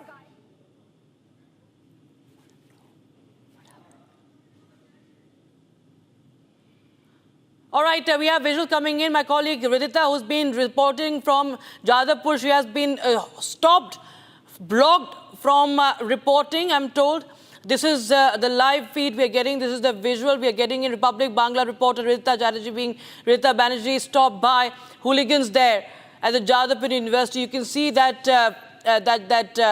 argument that is caught on camera. She's been stopped by hooligans from reporting. Not the first time we see Republic crew being targeted in West Bengal. Whenever Republic TV comes in to show the truth, to expose the truth, we see how the freedom of press is targeted in the state of West Bengal under Mamata Banerjee. And now it's happening. Republic Bangla's Rita stopped by the hooligans at the Jadavpur University. She's been, since day one, she has been reporting from Jadavpur University, viewers, as there have been protests raging on the campus, bringing you voices of the students, bringing in every issue with as transparency as possible. And there you have hooligans there on camera. They're caught on camera, blocking Ridita from reporting, stopping her and arguing with her, clashing there, and it's all on camera. You see Republic TV not bowing down. We get another reporter, my colleague Pinky also there from Republic Bangla, continuing to show unrelenting coverage and undeterred by the hooliganism.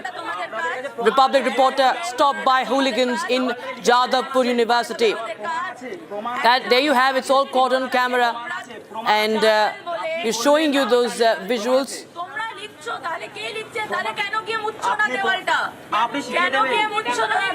This is the protest, viewers, that has been going on for weeks now. For days now, for weeks now, Republic TV, Republic Bangla has been at the forefront of bringing the truth, bringing you the voices that matter, what the students are saying, how they are suffering, how the investigation, we're seeing the lapses, and when we expose them, people are sent in to stop. Rita joins us on the phone line. Rita, what really happened there?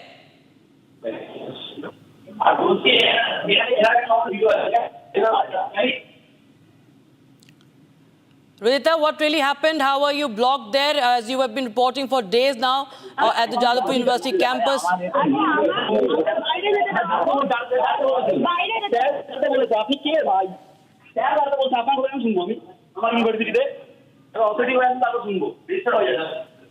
প্রমাণ আছে আপনি বললেন দেওয়ালটা আমি লিখেছি প্রমাণ আছে তোমরা লিখছো তাহলে কে লিখছে তাহলে কেন কি মুছছো না দেওয়ালটা আপনি শিখিয়ে দেবেন কি করব আপনি রিপাবলিক সেই ময়ূকের মধ্যে দালাল শিখিয়ে দেবে তাহলে তো ময়ূকের মধ্যে দালাল শিখিয়ে দেবে কি করব আমরা Yadav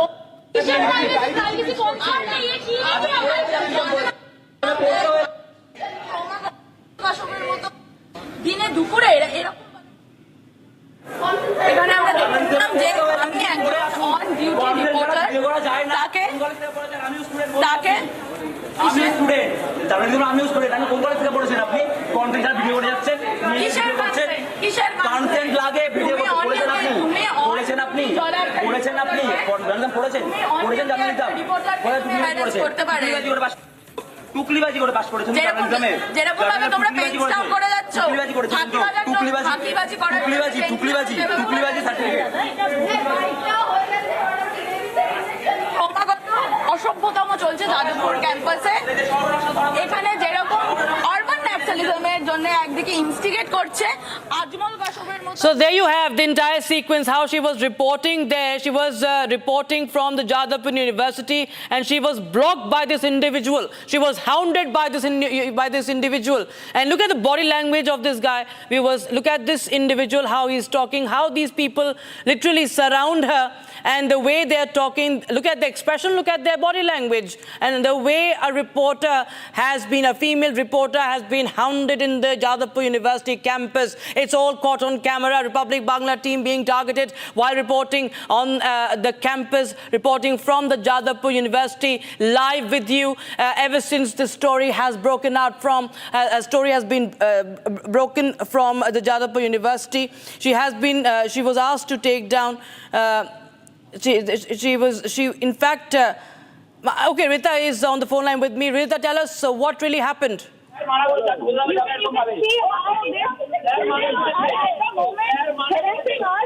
was hounded by the students of Jadavpur University.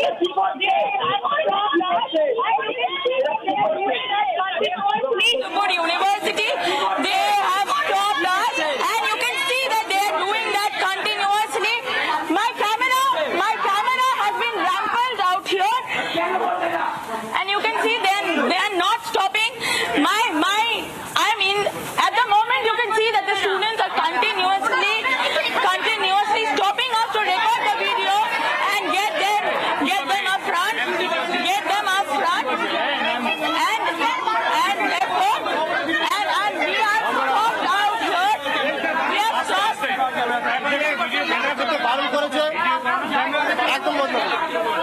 Sukanta Majumdar, Dr. Union Minister Sukanta Majumdar joins on the phone. Sukanta Majumdar, we just see how a reporter has been hounded and surrounded by these hooligans at the Jadavpur University. Live visuals coming in right now, sir.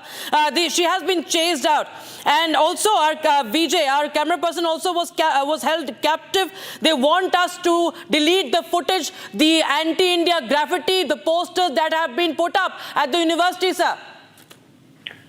So they want to hide something from the whole country, and that's why they are debarring your reporter to enter inside Jadavpur campus. And these people, they shout for democracy. What kind of democracy is it? Now my question is to those people, those Naxalite hooligans, rather I should say. They even I believe that they even don't know the Naxalism properly. So these people, they are anti-India mindset, and they are using the educational campus for the anti-India activity. And unfortunately, the state government, West Bengal government, is supporting them indirectly. Right, sir.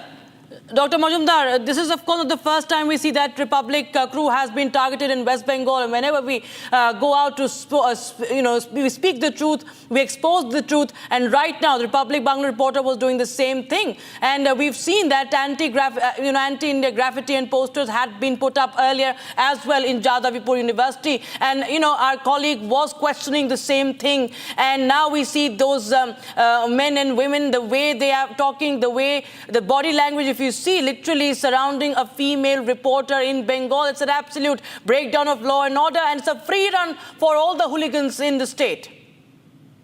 Yes, it is a free run for the hooligans of the state. Not only that, I would like to give another angle to this incident. That before this also, these hooligans, some other places, they belong to TMC, they attacked the Republic reporter.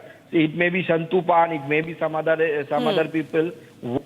All these groups, whether it is extremist left or whether it is extremist Islamic fundamentalist, these people are actually they are working together. They are in tandem. They are working in tandem, and they are working together. They made a consortium. That is. The main thing is that anti-India approach of them. And in that angle, they are quite similar. And always, any nationalist view, not only Republic, whenever any nationalist, any pro-India, pro-Bharat view comes onto the surface, they will try to attack them, they will surround them, they will scold them. That is their modus of operandi.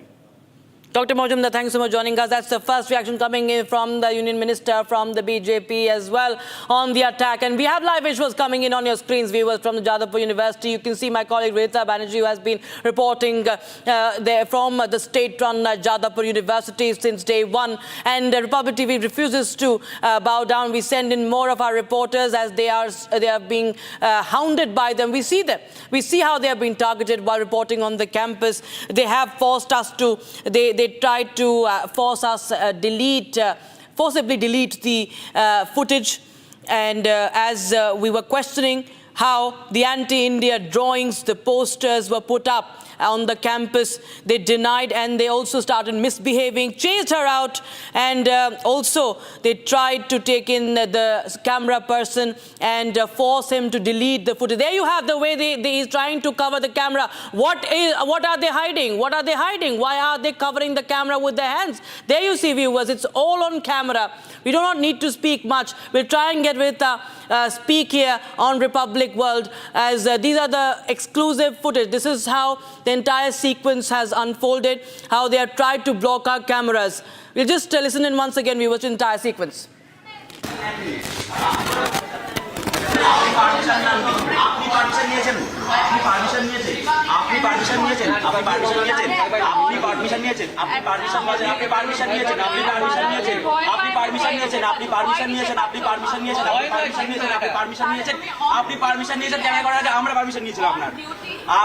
আপনি কিসের দালালির duty করছেন? আপনি দালালির duty করছেন, লজ্জা শরম নেই কিছু?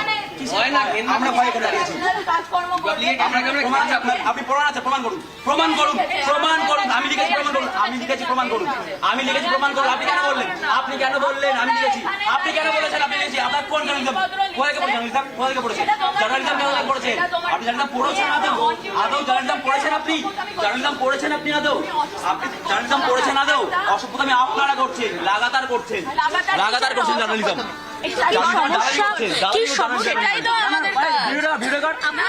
সমস্যা একটু জিজ্ঞেস করবো প্লিজ। কাজ নয় দালালি করা আপনার কাজ নয়, আপনার কাজ নয়।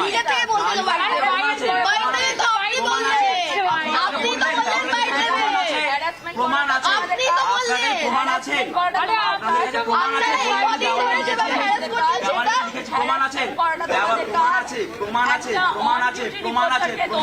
প্রমাণ আছে, আপনি বললেন দেওয়ালটা আমি লিখেছি, প্রমাণ আছে।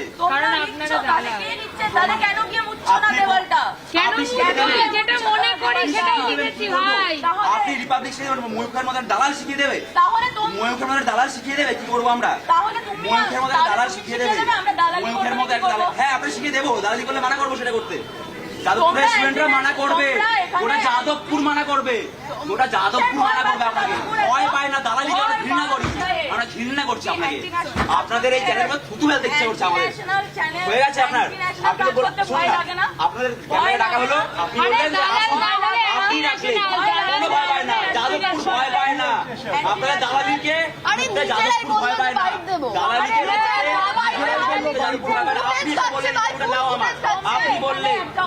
আপনি বললেন তো যাদবপুর ইন্টারভিউটা নিতে, আপনি বললেন তো ইন্টারভিউটা নিতে, আপনি তো বললেন ইন্টারভিউটা নিতে, আপনি তো বললেন স্টুডেন্টদের হ্যারাস করতে পারেন, হ্যাঁ আপনি স্টুডেন্টদের হ্যারাস করতে, প্রশ্ন করাটা হ্যারাস, একদমই প্রাইভেসি ইনভেস্ট করা, প্রশ্ন করাটা হ্যারাস, আপনি দালালি করছেন, প্রশ্ন করাটা কেউ বলেনি, আপনার প্রমাণ আছে, এই আপনি তো বললেন আমি লিখেছিলাম, প্রমাণ দেখা না দেখে আপনি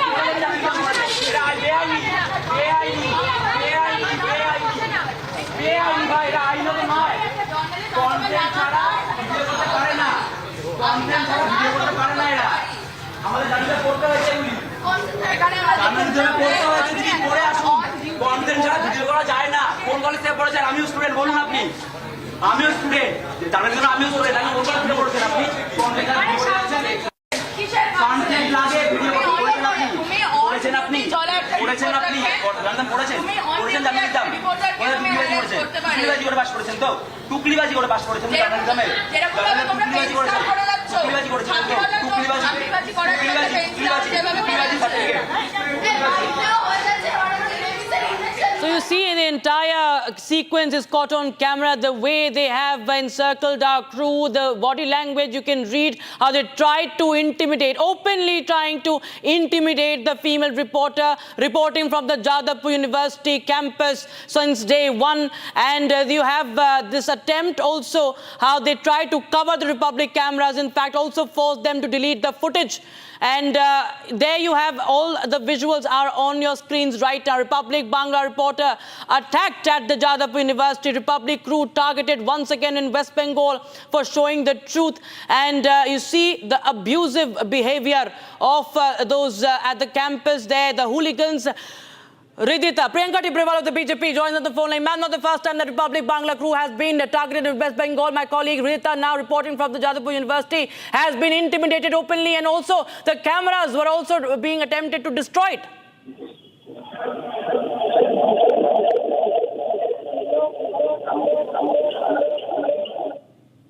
Seems to be a problem with the audio connection. I'll try and connect with my colleague Ridhita, who in fact had been standing up to this open intimidation by these hooligans, and how they have been sent in to, in fact, trouble the Republic crew. And you can see those people, how those individuals have tried to argue. It's all on camera, but Republic team remains undeterred, viewers.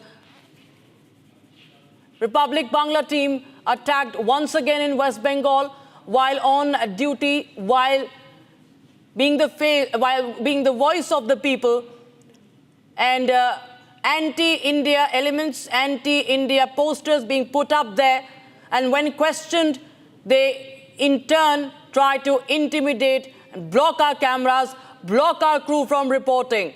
They target her while she reports on campus. Tibrewal, ma'am, Ms. Tibrewal is joining us on the phone line. Ma'am, what do you say about this open intimidation, hooliganism on Jadavpur University campus as they try and target our crew? They even block our cameras, they try to break our cameras and forcibly delete the footage.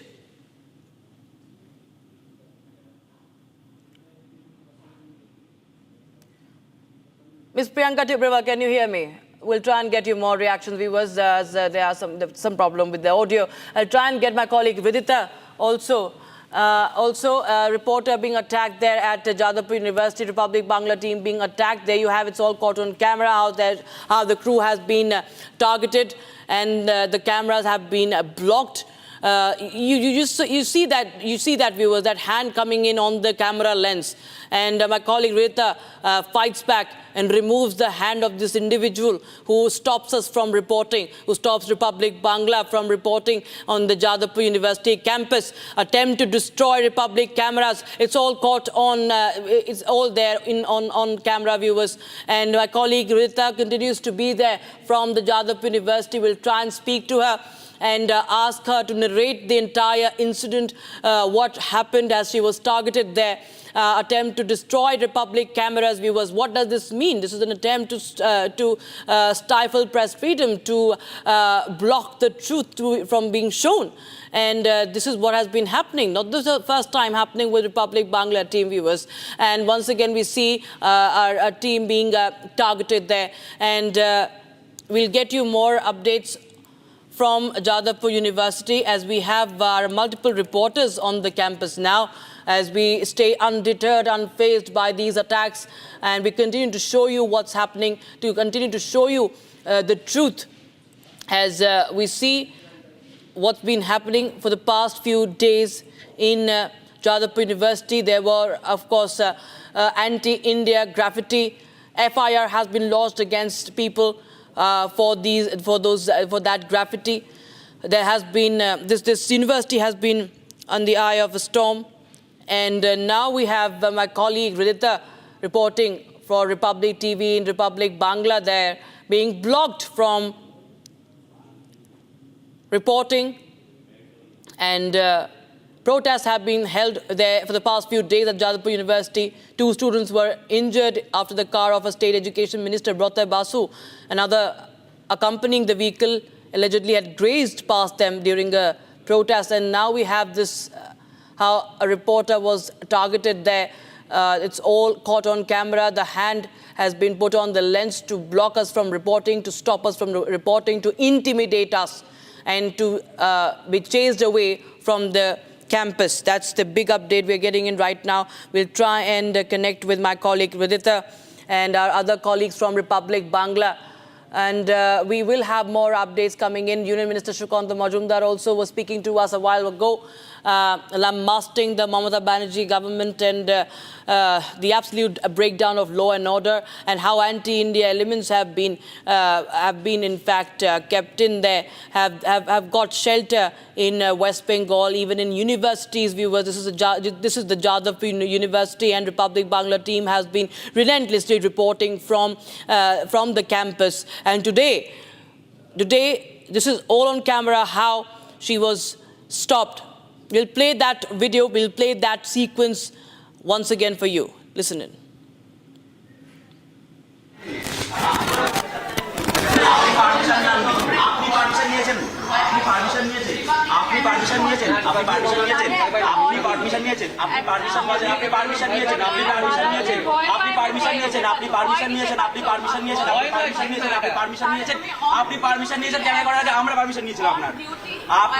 আপনি কিসের দালালির duty করছেন? আপনি দালালির duty করছেন, লজ্জা শরম নেই কিছু?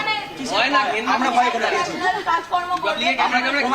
আপনি প্রমাণ আছে, প্রমাণ করুন, প্রমাণ করুন, প্রমাণ করুন। আমি লিখেছি, প্রমাণ করুন, আমি লিখেছি, প্রমাণ করুন, আমি লিখেছি, প্রমাণ করুন। আপনি কেন বললেন?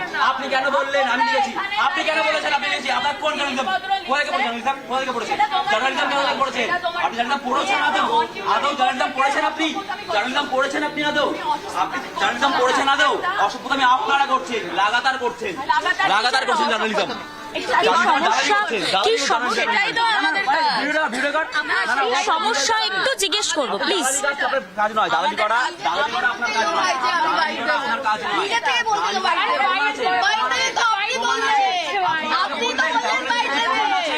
প্রমাণ আছে, আপনাদের প্রমাণ আছে, প্রমাণ আছে, প্রমাণ আছে, প্রমাণ আছে, প্রমাণ আছে, প্রমাণ আছে, প্রমাণ আছে, প্রমাণ আছে। আপনি বললেন দেওয়ালটা আমি লিখেছি, প্রমাণ আছে। কেন গিয়ে মুছছো না দেওয়ালটা? যেটা মনে করি সেটাই লিখেছি ভাই।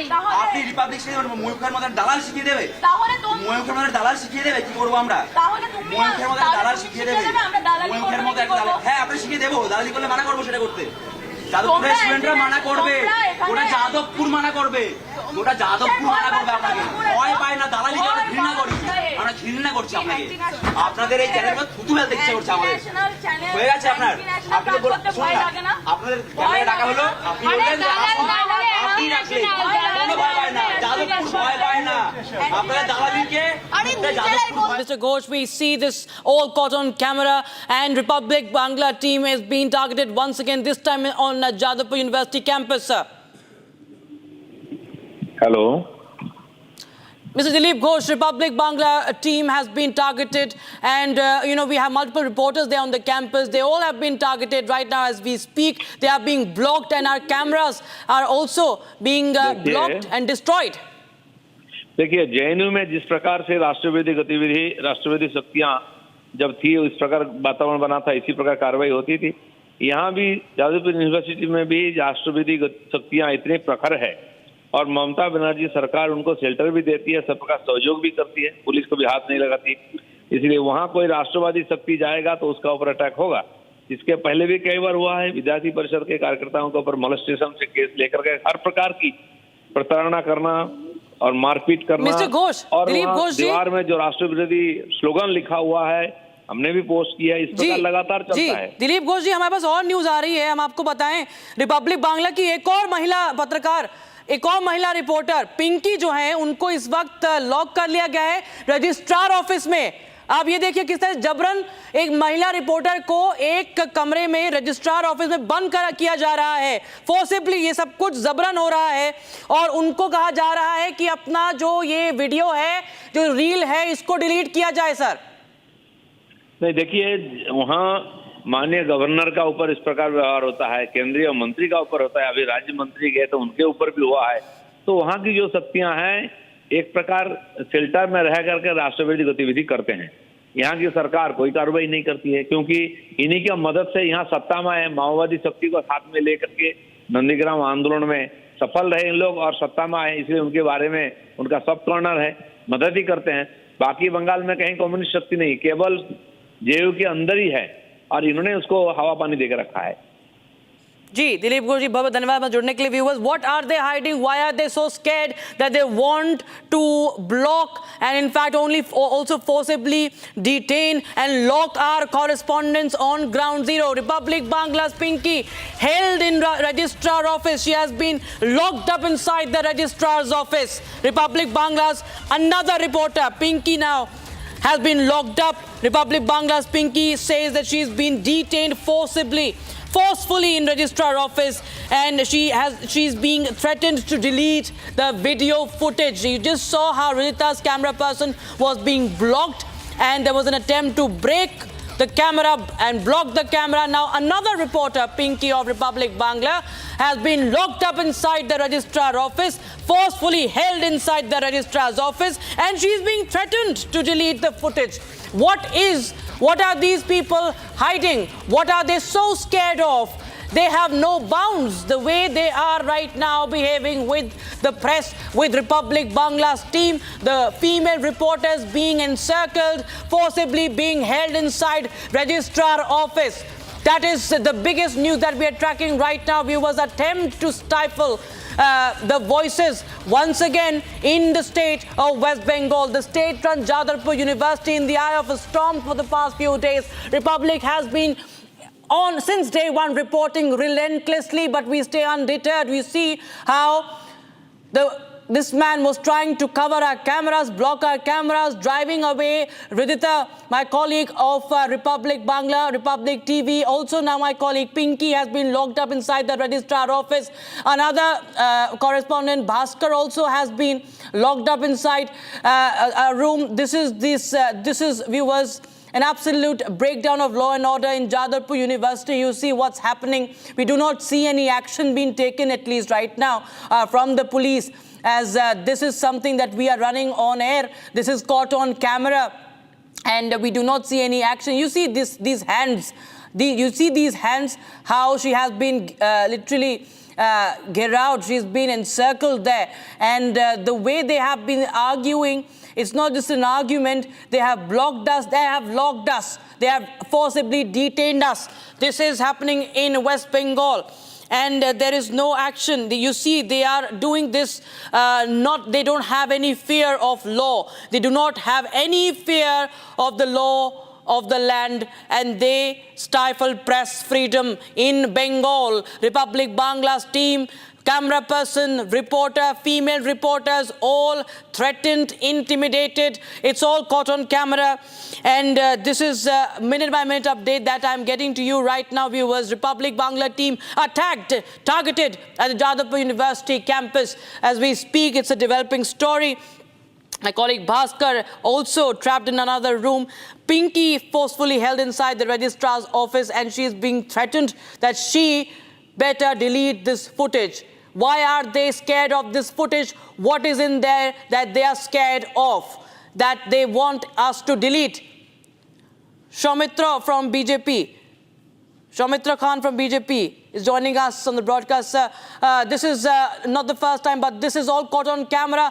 Female reporters are being forcefully locked up inside the registrar office, threatened to delete the videos. Actually, the Jadavpur students, just like Palestine, they leave it in India, but not support India. They like the Palestine Muslims, and so they fight against our public and with India. ये लोग जो करते हैं पूरा Palestine के जैसे माफी करते हैं, ये पूरा के पूरा सीपीआई में जो है ये है सहूरे माओइस्ट है. इस लोग को गिरफ्तार होना चाहिए. जादवपुर में अभी एकदम पूरा बांग्लादेशी कल्चर आ गया. पैलेस्टाइन को सपोर्ट कर रहा है. ये लोग पूरा देशद्रोही नहीं, ये लोग देशद्रोही है. ये लोग क्या छुपा रहे हैं sir? What are they trying to hide? ये लोग इसलिए छुपा रहे हैं क्योंकि ये लोग पूरा देश का खिलाफ ये लोग काम करते हैं. उसलिए कोई जादवपुर का अंदर को आ जाए ये लोग पसंद नहीं करते. एक वहां से देश का खिलाफ में रचना होती है, क्योंकि बांग्लादेशी जितने सारे टेररिस्ट का काम वो जादवपुर में होती है.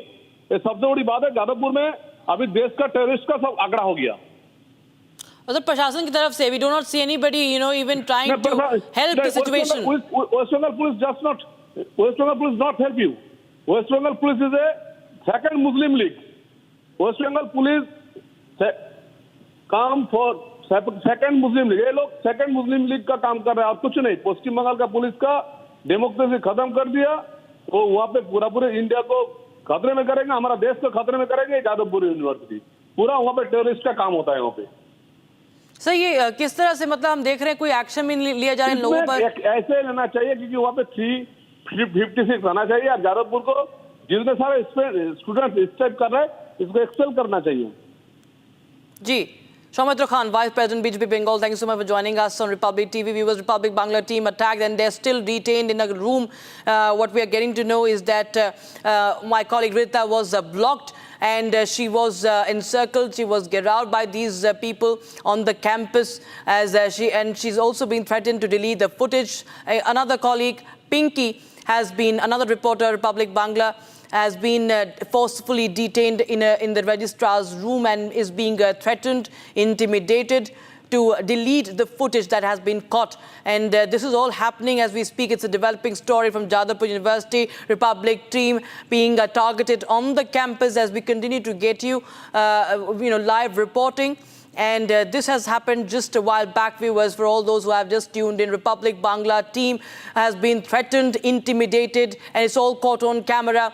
They are being now asked, they are being forced, they are being threatened to delete the footage that they have captured. We've seen the case of anti-India graffiti coming up, being put up on the walls of Jadavpur University. This was all across media viewers. Today, we again captured some footage today, and this did not go down well. This riled them up, and they resorted to such a behavior towards the press, and they locked up our reporter inside the registrar office at the Jadavpur University, Pinky and my colleague Vidita, and my colleague Bhaskar, all there at the Jadavpur University campus. It's all caught on camera, viewers. We are getting more and more reactions also from West Bengal. But there you see how those hands have been put up, how they are trying to block my colleague Vidita's camera, and the camera person being also intimidated. He was also captured and asked to forcibly delete the footage that they have captured, that he has recorded. And Republic continues unfazed and undeterred. We'll get you more updates from Ground Zero. We'll also try and connect with our Republic Bangla reporters and correspondents and the newsroom to get more inside detail as to what is really happening, because this is compromising with the safety of our reporters on the campus, compromising with the safety of our female reporters as well, viewers. They are openly threatening and intimidating our crew, and not the first time that Republic Bangla has faced this in the state of West Bengal, and now we see once again happening in the state. We'll continue to get you more updates from the campus. The Republic team continues to be targeted and attacked at the Jadavpur University.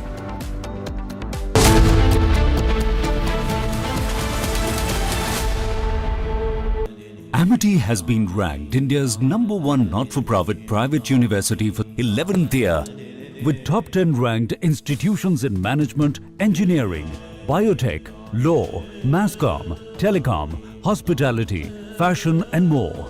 Yet another top ranking for Amity University.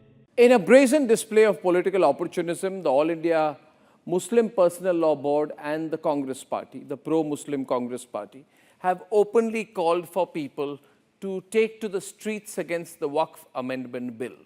So the pro-Muslim Congress Party and the All India Muslim Personal Law Board are deliberately fanning tensions instead of engaging in a democratic debate. The reality on the Waqf is far from their manufactured outrage. The Waqf bill is about transparency. It is about accountability. It is meant to ensure that Waqf properties spanning over 6 lakh acres across India are not misused or monopolized by opaque institutions. And yet, the All India Muslim Personal Law Board and the pro-Muslim Congress has gone as far as threatening a Shaheen Bagh-style agitation, with spokesperson Syed Qasim Rasool Ilyas declaring that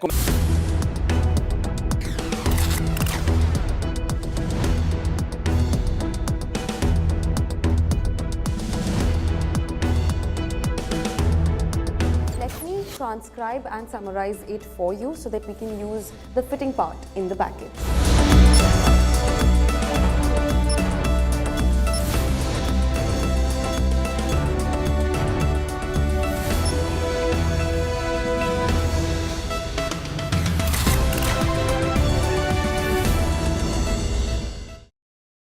इसको घर पे लगाओगे तो शादी का तो पता नहीं, पर घर पक्का नहीं टूटेगा। रुंगटा नहीं तो घर स्ट्रॉन्ग नहीं। रुंगटा स्टील TMT बार एकदम सॉलिड। पहाड़ों में एक हाइकिंग शिप भी बन सकती है। In a brazen display of political opportunism, the All India Muslim Personal Law Board and the Congress Party, the pro-Muslim Congress Party, have openly called for people to take to the streets against the Waqf Amendment Bill.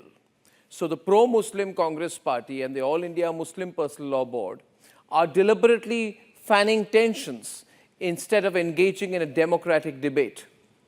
The reality on the Waqf is far from their manufactured outrage. The Waqf bill is about transparency. It is about accountability. It is meant to ensure that Waqf properties spanning over 6 lakh acres across India are not misused or monopolized by opaque institutions.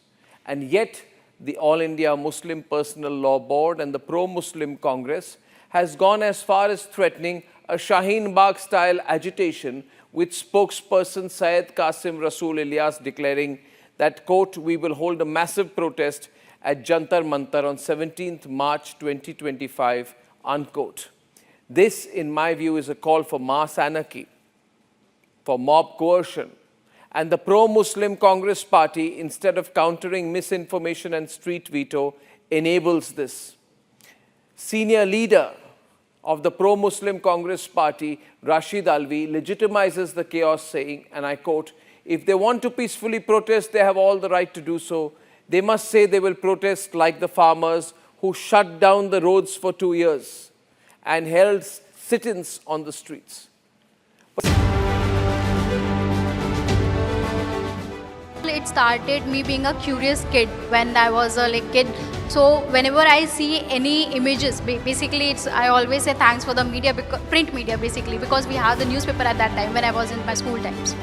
So whenever I see any images of space like nebulas or like stars formations or any kind of, so I always thought I always wanted to take these space pictures or from my own camera.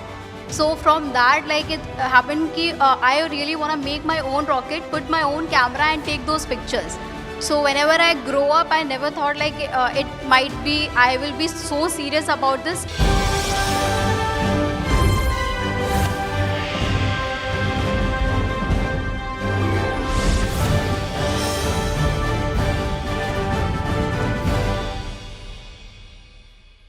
Amity has been ranked India's #1 not-for-profit private university for 11th year, with top 10 ranked institutions in management, engineering, biotech, law, mass comm, telecom, hospitality, fashion and more. Yet another top ranking for Amity University. In a brazen display of political opportunism, the All India Muslim Personal Law Board and the Congress Party, the pro-Muslim Congress Party, have openly called for people to take to the streets against the Waqf Amendment Bill. So the pro-Muslim Congress Party and the All India Muslim Personal Law Board are deliberately fanning tensions instead of engaging in a democratic debate. The reality on the Waqf is far from their manufactured outrage. The Waqf Bill is about transparency. It is about accountability. It is meant to ensure that Waqf properties spanning over 6 lakh acres across India are not misused or monopolized by opaque institutions.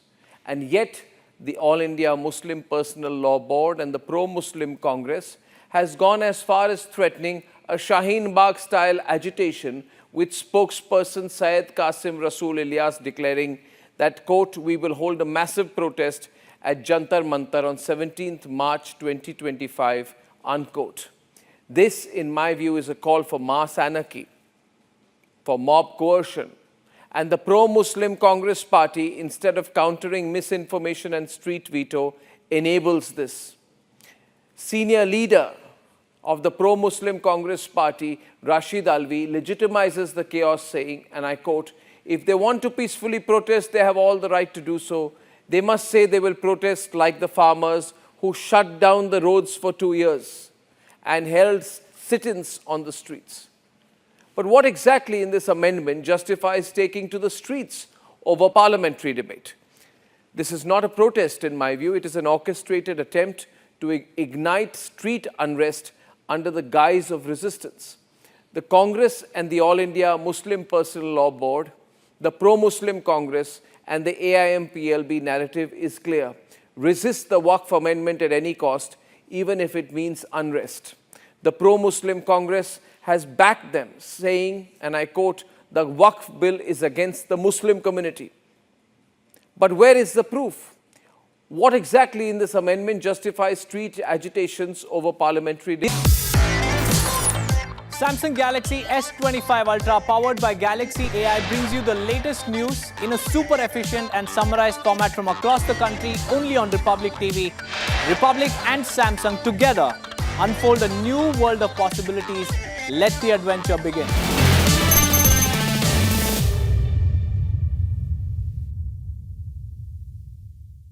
In a brazen display of political opportunism, the All India Muslim Personal Law Board and the Congress Party, the pro-Muslim Congress Party, have openly called for people to take to the streets against the Waqf Amendment Bill. So the pro-Muslim Congress Party and the All India Muslim Personal Law Board are deliberately fanning tensions instead of engaging in a democratic debate. The reality on the Waqf is far from their manufactured outrage. The Waqf bill is about transparency. It is about accountability. It is meant to ensure that Waqf properties spanning over 6 lakh acres across India are not misused or monopolized by opaque institutions. And yet, the All India Muslim Personal Law Board and the Pro-Muslim Congress has gone as far as threatening a Shaheen Bagh-style agitation with spokesperson Syed Qasim Rasool Ilyas declaring that, quote, we will hold a massive protest at Jantar Mantar on 17th March 2025, unquote. This, in my view, is a call for mass anarchy, for mob coercion. And the pro-Muslim Congress Party, instead of countering misinformation and street veto, enables this. Senior leader of the pro-Muslim Congress Party, Rashid Alvi, legitimizes the chaos saying, and I quote, if they want to peacefully protest, they have all the right to do so. They must say they will protest like the farmers who shut down the roads for 2 years and held sit-ins on the streets. But what exactly in this amendment justifies taking to the streets over Parliament?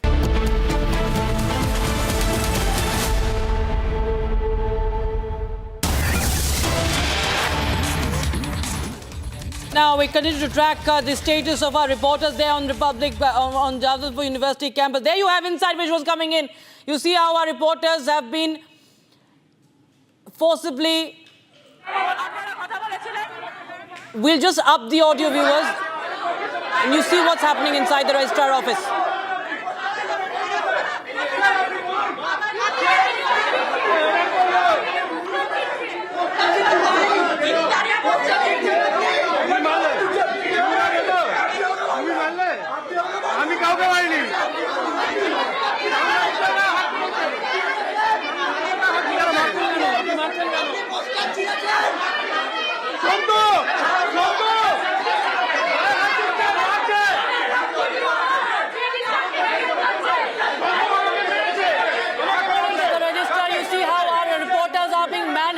As you see those visuals coming in from inside the registrar office, viewers, Pinky, my colleague, was forcefully detained inside this very office. And you can see my colleague Shantupan is also there, Vidita also there, all inside unfazed and undeterred by this open intimidation by those people inside the Jadavpur University. When confronted, you see they resort to manhandling, attacking us, forcefully detaining us and threatening us. You see what's happening. My colleague Suesha is also there from the studios here. Right. Suesha, we see what's really happening. My colleague Vidita, and we also have Pinky there, Shantupan there, Bhaskar. We are unfazed by this open intimidation, forcefully being detained. We are being chased away from the campus by the students. In fact, Rakshita, with the way this entire thing has turned out, it looks like a part of a design against Republic.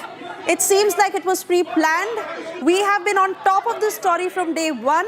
We have been reporting from the forefront.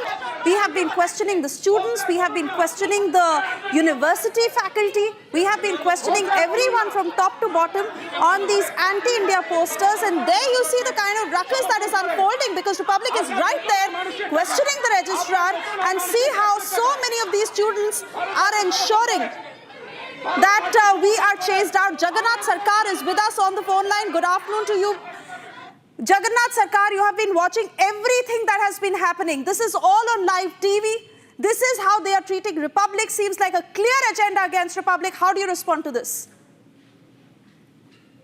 ये जो सारे हिंदुस्तान के वो देश के हित लिए जितने न्यूज देखता है निर्भीक भाव से, वो रिपब्लिकन टीवी, इसलिए देश खिलाफी जितने ऑर्गेनाइजेशन है, विशेष करके जो कम्युनिस्ट है, कम्युनिस्ट वालों जो नक्सलिस्ट कम्युनिस्ट है, जादवपुर में इतने दिन से टीएमसी के मदद से ही वहाँ आ रहा है, इसलिए जो देश के खिलाफ काम कर रहा है, देश के खिलाफ करने के लिए हमेशा ऑर्गेनाइजेशन मजबूती कर रहा है, इसलिए रिपब्लिकन टीवी के ऊपर, मीडिया के ऊपर ऐसा हमला हुआ।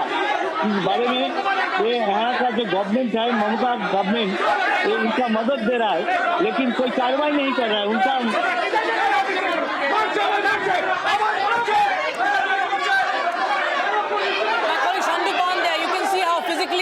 he is being chased away, he is being manhandled, and you see my colleague being dragged away. Rita, a female reporter being dragged away. It's all caught on camera, viewers. You can see the violent means they have resorted to.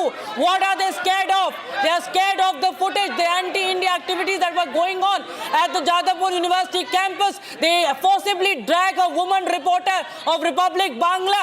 There you see the body language, how they are pushing away Shantu Pan, they are pushing away Rita Banerjee. They are also forcibly detaining and capturing my colleague Pinky, who is Republic Bangla reporter. And when confronted with the shamelessness that they have been conducting in the Jadavpur University, this is the means they resort to. They have been, you see Radhita, Suresha, you see this, what's happening with a female reporter. She is being pushed away. Let's...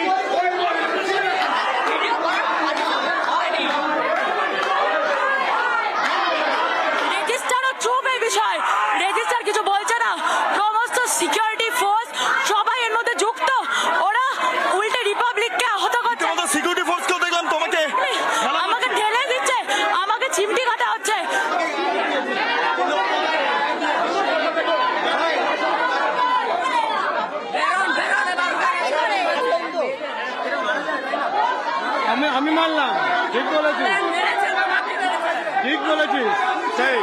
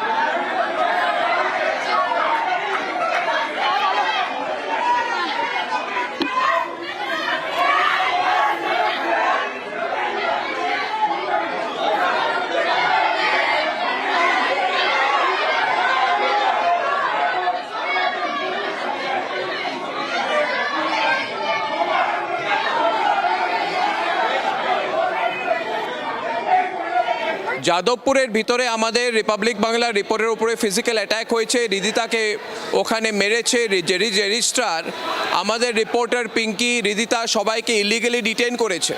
state government কোথায়, police কোথায়? আর যাদবপুরে ওরা বলছে কি আমরা দালাল, আমরা মানুষের দালাল। ওরা তো আমেরিকার দালাল। ওরা ওখানে যাদবপুর ইউনিভার্সিটিতে বসে বসে ওরা কারার দালাল, আমরা মানুষের দালাল। আমরা বলি কি চোখে চোখ রেখে আমরা প্রশ্ন করছি। ওই যাদবপুর ইউনিভার্সিটির ভিতরে 3-4 জন লোক আছে, 2টো স্টুডেন্ট ইউনিয়ন আছে, ওরা ভাবছে কি ওখানে যা ইচ্ছে করবে। আমরা প্রশ্ন করতে গেছিলাম ওখানে। আর যেভাবে আজকে রিদিতা পিঙ্কিকে ডিটেন করা গেছে, এটা দেখে একটা কথা বলতে পারি, কোনো ল অ্যান্ড অর্ডার সিস্টেম নেই বাংলায়। বেঙ্গলে কোনো ল অ্যান্ড অর্ডার সিস্টেম নেই, ফ্রি ফর অল চলছে ওখানে। লজ্জা করা উচিত। ওই স্টুডেন্টগুলো নিজেকে স্টুডেন্ট বলে, ওরা স্টুডেন্ট কি গুন্ডাগিরি চলছে ওখানে, হুলিগানিজম আর গুন্ডাগিরি চলছে। এটাতে কোনো আইডিওলজি নেই, কিচ্ছু নেই। ওদের একটাই approach, my way of the highway, সেটা চলবে না। রিপাবলিক বাংলার সব রিপোর্টার যাদবপুরে যাবে। যাদবপুর একটা আইল্যান্ড নয়। ওরা ভাবছে কোনো মিডিয়াকে অ্যালাউ করবো না যাদবপুরে, শুধু ওদের ফ্রেন্ডলি মিডিয়াকে অ্যালাউ করবো। তো আমি তো বলছি রিপাবলিক বাংলার একটা রিপোর্টার, একটা অ্যাঙ্কার ওখানে যাওয়া উচিত, প্রশ্ন করা উচিত এইসব স্টুডেন্টকে। পড়াশোনা কিছু করে না, গুন্ডাগিরি করে।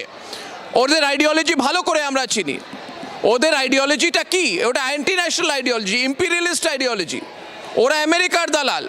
আর রিদিতা আর পিঙ্কি আজকে যেভাবে এখন সন্টু পানকে ওরা ঘেরার চেষ্টা করছে, because they have the numbers there. ওরা ভাবছে ওখানে 100 জন 200 জন স্টুডেন্ট আছে, so they will run their own machinery. আমি সেই জন্যে অনের এলাম একটাই কথা বলার জন্যে কি রিপাবলিক বাংলা আজকে বেঙ্গলের নাম্বার 1 নিউজ চ্যানেল। আর ওই স্টুডেন্টগুলো যে বসে আছে ওখানে যাদবপুরে, ওরা 100টা লোককেও সাপোর্ট পাবে না যদি ক্যাম্পাসের বাইরে আসে। They don't know the sentiment of the people of Bengal. এইটাই বলার জন্য আমি এসেছিলাম। আমি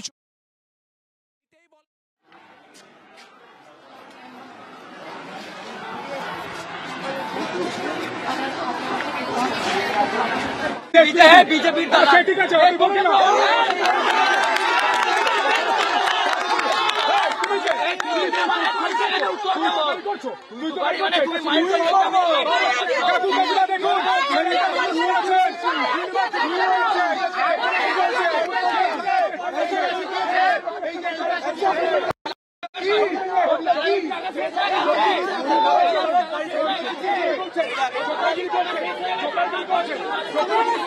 Gundagiri inside the Jadavpur University campus. Over to you, back to you.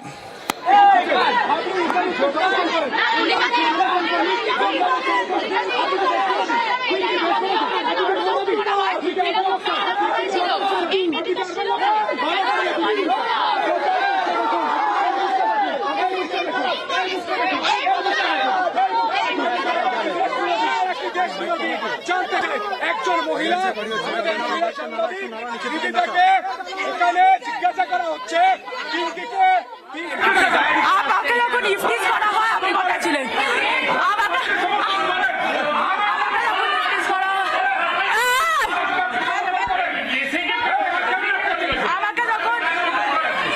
যখন ইফতিস করা আপনি কথা ছিলেন, সেটেল করা হয় তখন এই মেয়েগুলো সবাই ছিল, একটা কেউ প্রশ্ন করেনি আমাকে জিজ্ঞাসা করেছে তুই দালাল কিনা এইসব আমি ওখানে একটা সাংবাদিক মিটিং আছে তাকে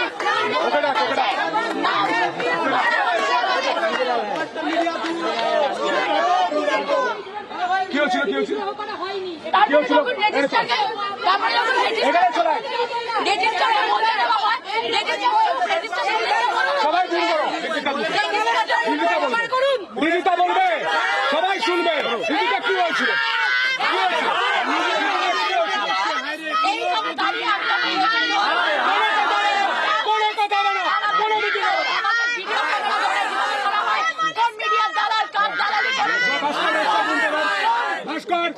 কোন পার্টির দালালি করিস এইসব বলে আমাকে টিস করা What's happening? Absolute breakdown of law and order. We also see security forces pushing us away. We see Republic Bangla crew being now illegally detained and now we see a woman reporter, Rita, Pinky, all being dragged away. This is the nadir that we are witnessing in the state of West Bengal in a university campus. Arnab.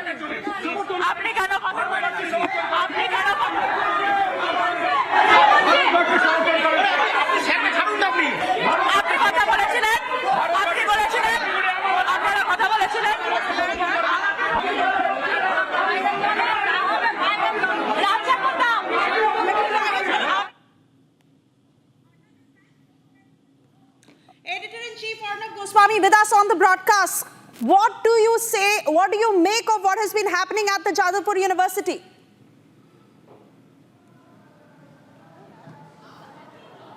Hello.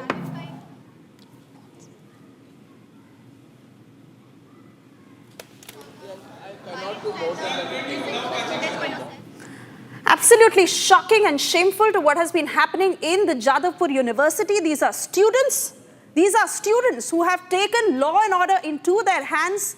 They have heckled our reporters. Manhandled women reporters. What has happened in the last half an hour, actually 40 minutes so as to say, is just shameful to say the least.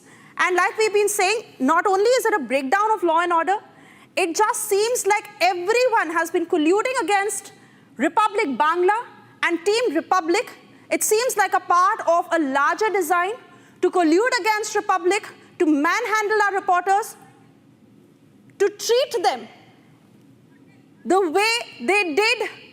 40 minutes of all of this caught on live camera. Security forces also colluding. We see security forces driving the way. Arnab Goswami is with us. Arnab, over to you. They are live on.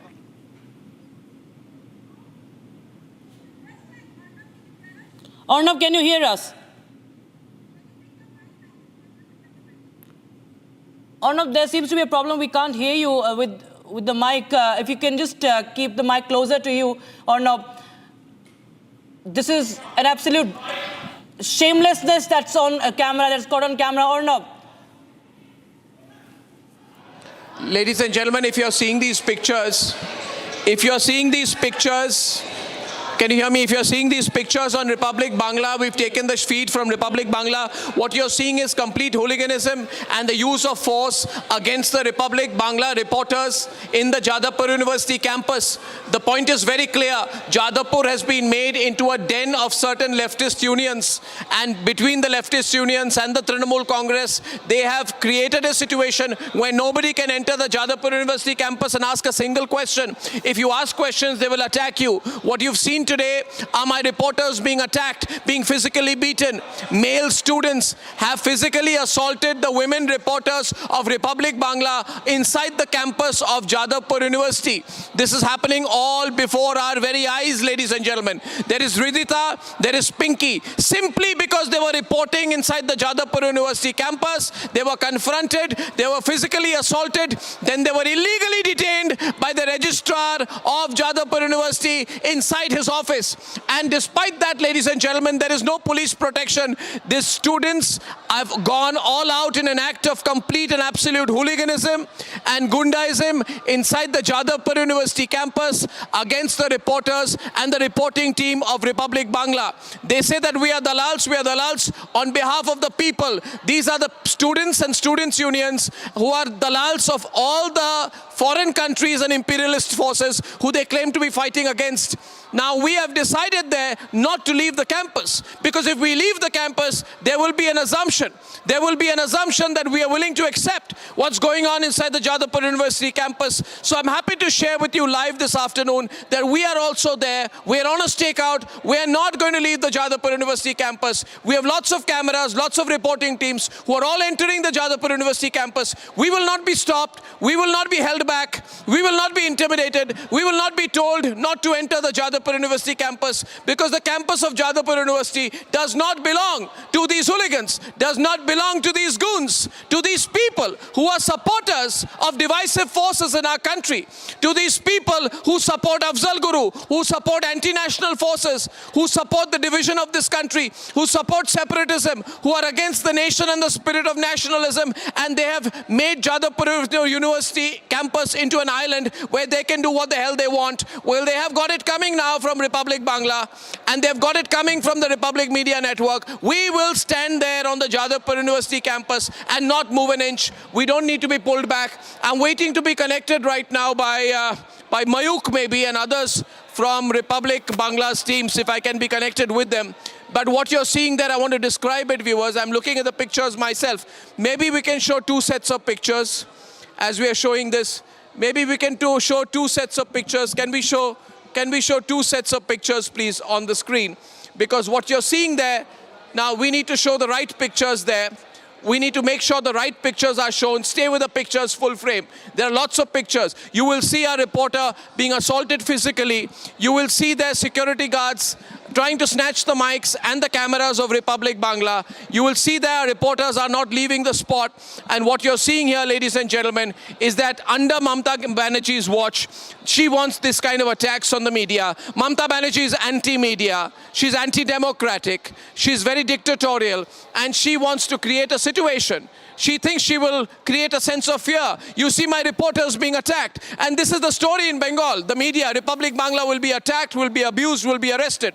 And these cowards who are attacking our reporters out there, they stand for nothing. They cannot control what's happening inside the campus. They can only try and beat up the Republic Bangla crew. But we are holding on. I'm so proud. I'm so proud of our reporters from Republic Bangla. We will not back off from the coverage. We will not be pulled back. We will not be intimidated. We will not be threatened. And we will fight these divisive anti-national forces with all the might at our command. Now, what's happening on the Jadavpur University campus is that the so-called leftists, they're not leftists, they're anti-national forces, anti-national students. They're not leftists, they're cowards because they've attacked my women reporters today. And I'm so proud of Ridhita. And I'm so proud there of Pinky, and I'm so proud of Shontu, and I'm so proud of everyone who's holding on right now out there. And viewers, we are getting a lot of calls and support for our coverage out there. Well, this is our daily job, but we've been attacked, we've been manhandled. And the reason we are rolling our coverage tonight is because we want the people of this country to see what happens. What happens when there is complete lawlessness in a state. And the state, ladies and gentlemen, the state that has gone completely lawless out there, completely lawless, where reporters are beaten, attacked, assaulted for asking questions, is the Jadavpur University campus. The Jadavpur University campus is today symptomatic of the larger malaise in this country, of the larger malaise, and Niranjan will take over now from here. But what you're seeing here, ladies and gentlemen, is that what's happening in the Jadavpur University campus is a matter of shame that there is such an open attack on the media out there. Right now we have got, you can see the full frame pictures there. I want to cut to Republic Bangla right now because you have 7 reporters. You have all the reporters of Republic Bangla. Stay with those pictures out there. In a show of unity, you're seeing there Shantu Pan, you're seeing Pinky, you're seeing Ridhita. Can we show the pictures out there? As we are doing our fight back, we've decided also not to leave the campus, but to stand on the campus. And you're seeing all our reporters there. Look at the show of solidarity and journalistic solidarity there on the Jadavpur University campus. I can see 7 live reporters of Republic. And I can say that we show more guts than the Bengal government. We show more guts than the Mamata government, because the Mamata government is invisible out there. They've given up because they're all in cahoots. They're in it together. But we are fighting back, ladies and gentlemen. I want to call Niranjan, who's taking over from here, because we are continuing with the rolling coverage of what is happening on the Jadavpur campus. Over to you, Niranjan. Thank you for that, Arnab. Staying with the live pictures, there are 3 reporters, Republic Bangla reporters. We have the sequence of this particular man in khaki that you see there, physically manhandling Shantupan, physically manhandling Ridhita and Pinky, pushing them out of the campus. We have the live pictures also coming in. And look at that, those are pictures of, they've thrown something on our reporters. Look at that, they're throwing something on our reporters right now. Our correspondents staying put there right outside the Jadavpur University gates, inside the campus. Something has been thrown on them. So we're getting in live pictures right now. Look at that. There are seven reporters of the Republic Bangla team. Let's cut to the live pictures. Live pictures on Republic Bharat as well. 7 reporters standing in a line, refusing to move out of there as the Jadavpur University staff, registrar, the security, and all those who ganged up against Republic Bangla team. Look at that, those pictures. They are not moving out of there, and these are live pictures coming in, refusing to move out, refusing to give in, and continuing to report that it all started when the Republic Bangla team was on campus. And I'm cutting across live for a bit. Cutting across live for a bit. Mayuk is also joining me live. Mayuk, can you hear me? Mayuk. We can hear you. Yeah, Mayuk, I want you to tell us what is going on. How did it start? Take our viewers through what happened there. Mayuk is live right now. Mayuk. Well, right now, if we can stay with these pictures and if you can take my voice right now, these are the 7 reporters right now, and all our, Arnab has just said, all our reporters, all our anchors from Republic Bangla, they are going to reach there as on-duty reporters, as on-duty journalists, and they are going to show this Naxalites, this urban Naxals, the power of the 4th pillar. And we are surprised, Mamata Banerjee, the Chief Minister of Bengal, Mamata Banerjee, the Home Minister of Bengal, she is not bothered with the dominance of Maoists and urban Naxals in Jadavpur University campus. Just yesterday only, Niranjan, we have seen how Jadavpur University has been dropped from the list of Institute of Eminence, a university which was once regarded as a 5-star university. And now this university is it's famous or infamous for the anti-nationals, for the urban Naxals, for this kind of hooliganism. And you can see the visuals where we are clearly showing that our reporters, they are right now getting the reaction of Ridhita, our correspondent, the way she was manhandled, the way she was eve-teased. And let me hear the audio of Ridhita right now.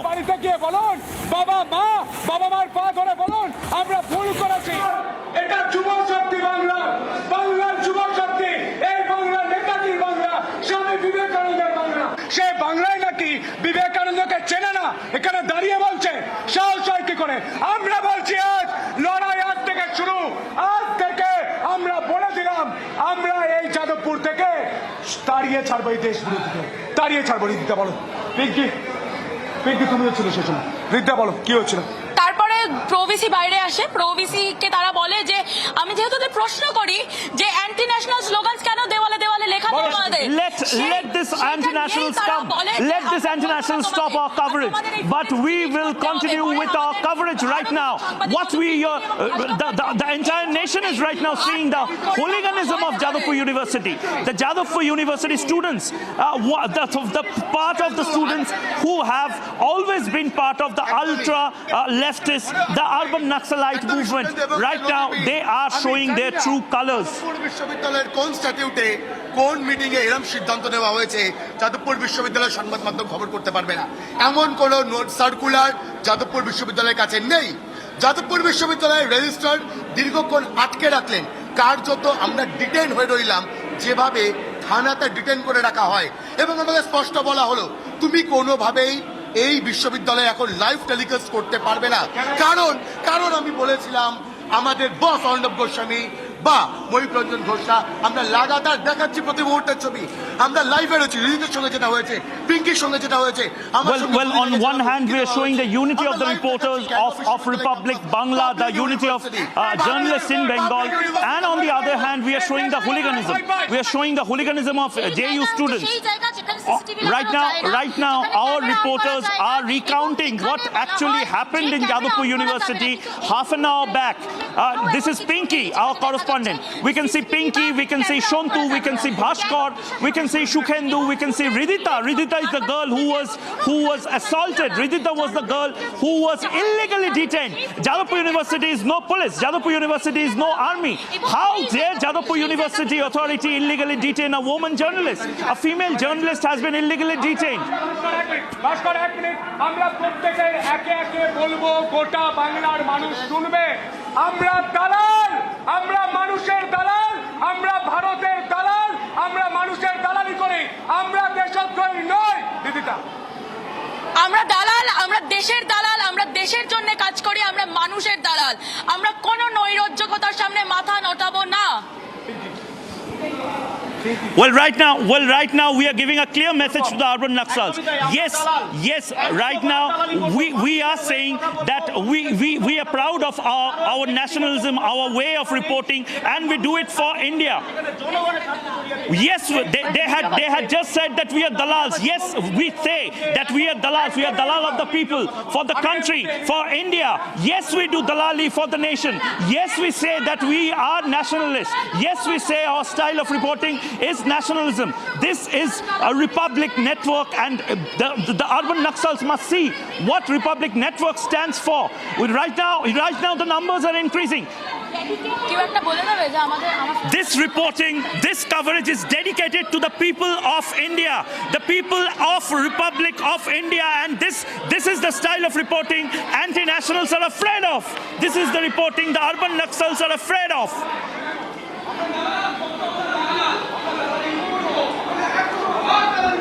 This is what we are paying price for the sake of the nation.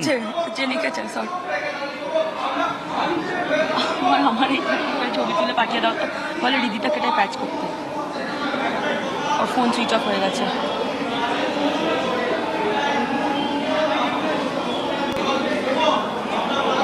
মানুষের দালাল দেশের দালাল এবং তার জন্য আমরা কোনো অ্যানার্কিজমকে প্রশ্রয় দিই না দেব না এটাই রিপাবলিক বাংলার এবং তার জন্য আমরা কোনো অ্যানার্কিজমকে প্রশ্রয় দিই না দেব না এটাই রিপাবলিক বাংলার অঙ্গীকার রিপাবলিক বাংলার মঞ্চ ভাস্কর একদমই আমরা দালালি করি আমরা দালালি করব বাংলার মানুষের জন্য দেশের মানুষের জন্য ততদিন দালালি করব যতদিন মানুষের দরকার পড়বে আর যারা দেশদ্রোহী তাদের কাছ থেকে আমরা বাংলার মানুষের প্রতি বা দেশের মানুষের প্রতি দায়বদ্ধতা কিভাবে হওয়া উচিত কিভাবে সত্যিটা তুলে ধরা উচিত সেটা আমরা শিখব না এবং অবশ্যই ফুটেজ কোনো ডিলিট হবে না যে ফুটেজ ডিলিট করার জন্য ক্রমাগত চাপ দিয়ে গেছে সেই কোনো ফুটেজ এখান থেকে ডিলিট হবে না বারবার যে ফুটেজ দেখানোর যে ছবি দেখানোর আজাদ কাশ্মীর যে স্লোগান উঠেছে সেই স্লোগানটাও আমরা দেখাবো এবং আরো একটা বিষয় কিছুদিন আগে আরো বেশ কয়েকটা জায়গায় লেখা ছিল এই চাপে পড়ে ঠিক বাংলা ক্রমাগত খবর করে গেছে সেই চাপে পড়ে সেগুলো মুছে দেওয়া আমি আসবো আমাদের আরেক প্রতিনিধি তুলিকা আমি আমার সামনে তুলিকাকে মারধর করে একজন ছেলে কার্যত ঠিলে দেয় বডি টাচ করে তুলিকা আমরা দালাল দেখো আমরা দালাল এর আগেও বারবার ধরে যখনই রিপাবলিক বাংলা যে বারবার ধরে যে এই প্রশ্ন করেছে দেশদ্রোহিতার প্রশ্ন তুলেছে যেভাবে যাদবপুর ক্যাম্পাসের ভেতরে যেভাবে আজাদ কাশ্মীর লেখা হয়েছে তার পরবর্তীকালে আমি বারবার ফেস করেছি 3 থেকে 4 দিন ধরে রিপাবলিক বাংলাকে কোনো রকম কোনো বাইট দেওয়া কোনো রকম কোনো প্রেস কনফারেন্স তারা অ্যাটেন্ড করতে পর্যন্ত দেয়নি এবং পরবর্তীকালে আজকে যে ঘটনা রিদিতার সাথে হয়েছে পিঙ্কির সাথে হয়েছে শেষে আমি যখন প্রশ্ন করি আমার সাথে যে ঘটনা ঘটেছে সেক্ষেত্রে আমরা বলবো যে আমরা দালাল আমরা মানুষের দালাল আমরা কাজ করব বারবার এই দালাল শুনতে আমরা রাজি রয়েছি মানুষের জন্য মানুষের কণ্ঠ দেশ বিরোধীরা এখানে লুকিয়ে লুকিয়ে শুনছে These are the live pictures coming in from outside the Jadavpur University. Live pictures from outside the Jadavpur University as the Republic Bangla team. আপনার দলের একজন বিধায়ক রাজ্যের মন্ত্রী ব্রাত্য বসু তিনি এখানে এসেছিলেন কি পরিস্থিতি আপনি দেখেছিলেন আজ বলুন কবে এই আরবান নকশালদের অন্য দোষের জন্য বেরিয়ে আসুন আপনাদের বলছি গোটা দেশ থেকে এই আরবান নকশালদের অর্ণব গোস্বামী তাড়িয়েছে আর এই যাদবপুর থেকে now coming into the Jadavpur University. So the Republic Bangla team not giving in. Republic Bangla team sending a message to those who physically manhandled women reporters. Ridita there, look at how Ridita was manhandled. Ridita was manhandled, pushed out physically. Our correspondent Pinky Adhikari was physically detained by the registrar at the Jadavpur University, taken inside the registrar's office and manhandled. And we'll show you the two windows of the manhandling, the attack, the physical attack. We'll show you the physical attack. Let's show the two windows. Yes, there's a physical attack where you see that. Look at that on the right of your screen. Physical attack on the Republic Bangla team for reporting on campus. 7 reporters are in the frame right now. The number has gone down to 9.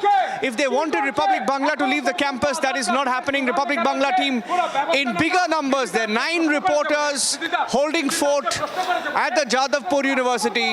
They were doing their job this morning when Ridita was physically attacked. Pinky Adhikari was detained, taken to the registrar's office, threatened and manhandled to delete the footage. In fact, the registrar is on camera, heard saying delete the footage right now. What are they so afraid of? At the Jadavpur University, what are they so afraid of? Jadavpur University, where anti-national slogans were found on the walls a few days back. And the graffiti that was seen. We were questioning them when they physically attacked the Republic Bangla team. I want to play out now I also want to play out what Arnab had to say on this, our editor-in-chief Arnab Goswami, on the entire episode. I will play out the entire video and we'll go across to Mayuk as well. There are different sequences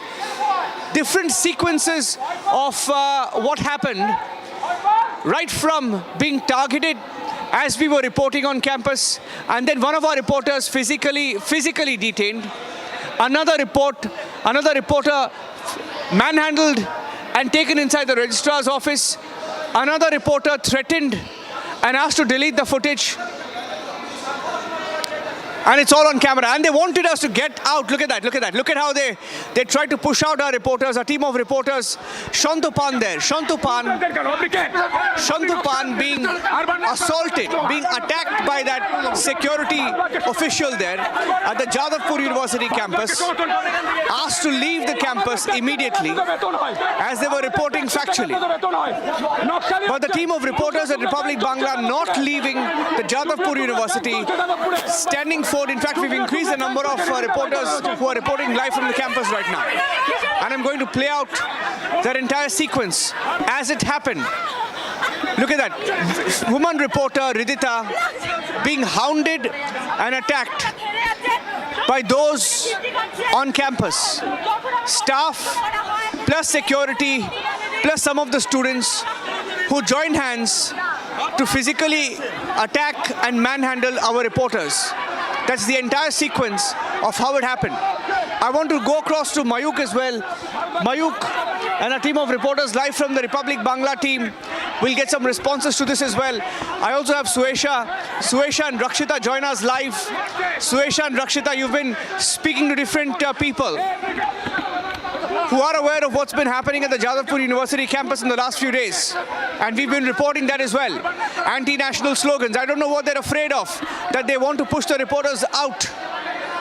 Yes, and that's what they captured, that they were questioning, and when confronted, they in fact resort to violent means. They block our cameras, they push out our reporters, they illegally detain them in the registrar's office, and that's what we are getting. Viewers, this is the entire sequence. You can see footage 1, 2, 3, 4, all there. First outside, we were peacefully reporting and showing you what has been going on inside Jadavpur University. The anti-India elements, they got riled up as we tried to expose them, and they block our cameras, they try to break our cameras, and the Republic team, in fact, 2 more reporters come in because we are undeterred, we are unfazed. They are pushed even by the security personnel. You see their man in uniform pushing our colleague Shantupan. The woman reporter Pinky and Rita are being jostled, heckled, manhandled, encircled. We saw Shantupan being driven away, and how the women students also, they are gerrowing him, literally encircling him, and raising slogans against Republic Bangla. Suesha, they clearly have reasons to oppose us because they are being exposed. Well, the reason, as they say, they call us dalals, but we have made our position extremely clear, Rakshita. We are doing this for our nation, we are doing this for our people, and we stand undeterred. In fact, the very point you made, in the way that our reporters were carried out, in the way that they were surrounded by these students, it seemed very clear that they have an agenda against Republic Bangla. They have an agenda against our entire team. A woman journalist being heckled in this manner, the way Ridita was just surrounded by all these women who are supposedly students of a university who've come to the campus to study, but their agenda seems very, very different. They're out there, they resorted to gundaism, they resorted to hooliganism, they went on to attack Ridita, she was heckled, Pinky was forcefully detained inside the registrar's office. Why? For what reason? The way all of them just tried to overpower our reporters, they forced them inside the university, then they pushed them out, they literally intimidated them. It was a physical assault. It seems very clear to what their intent is. It seems very clear that this is a part of a larger design. They are all colluding against Republic. They are all in cahoots against Republic.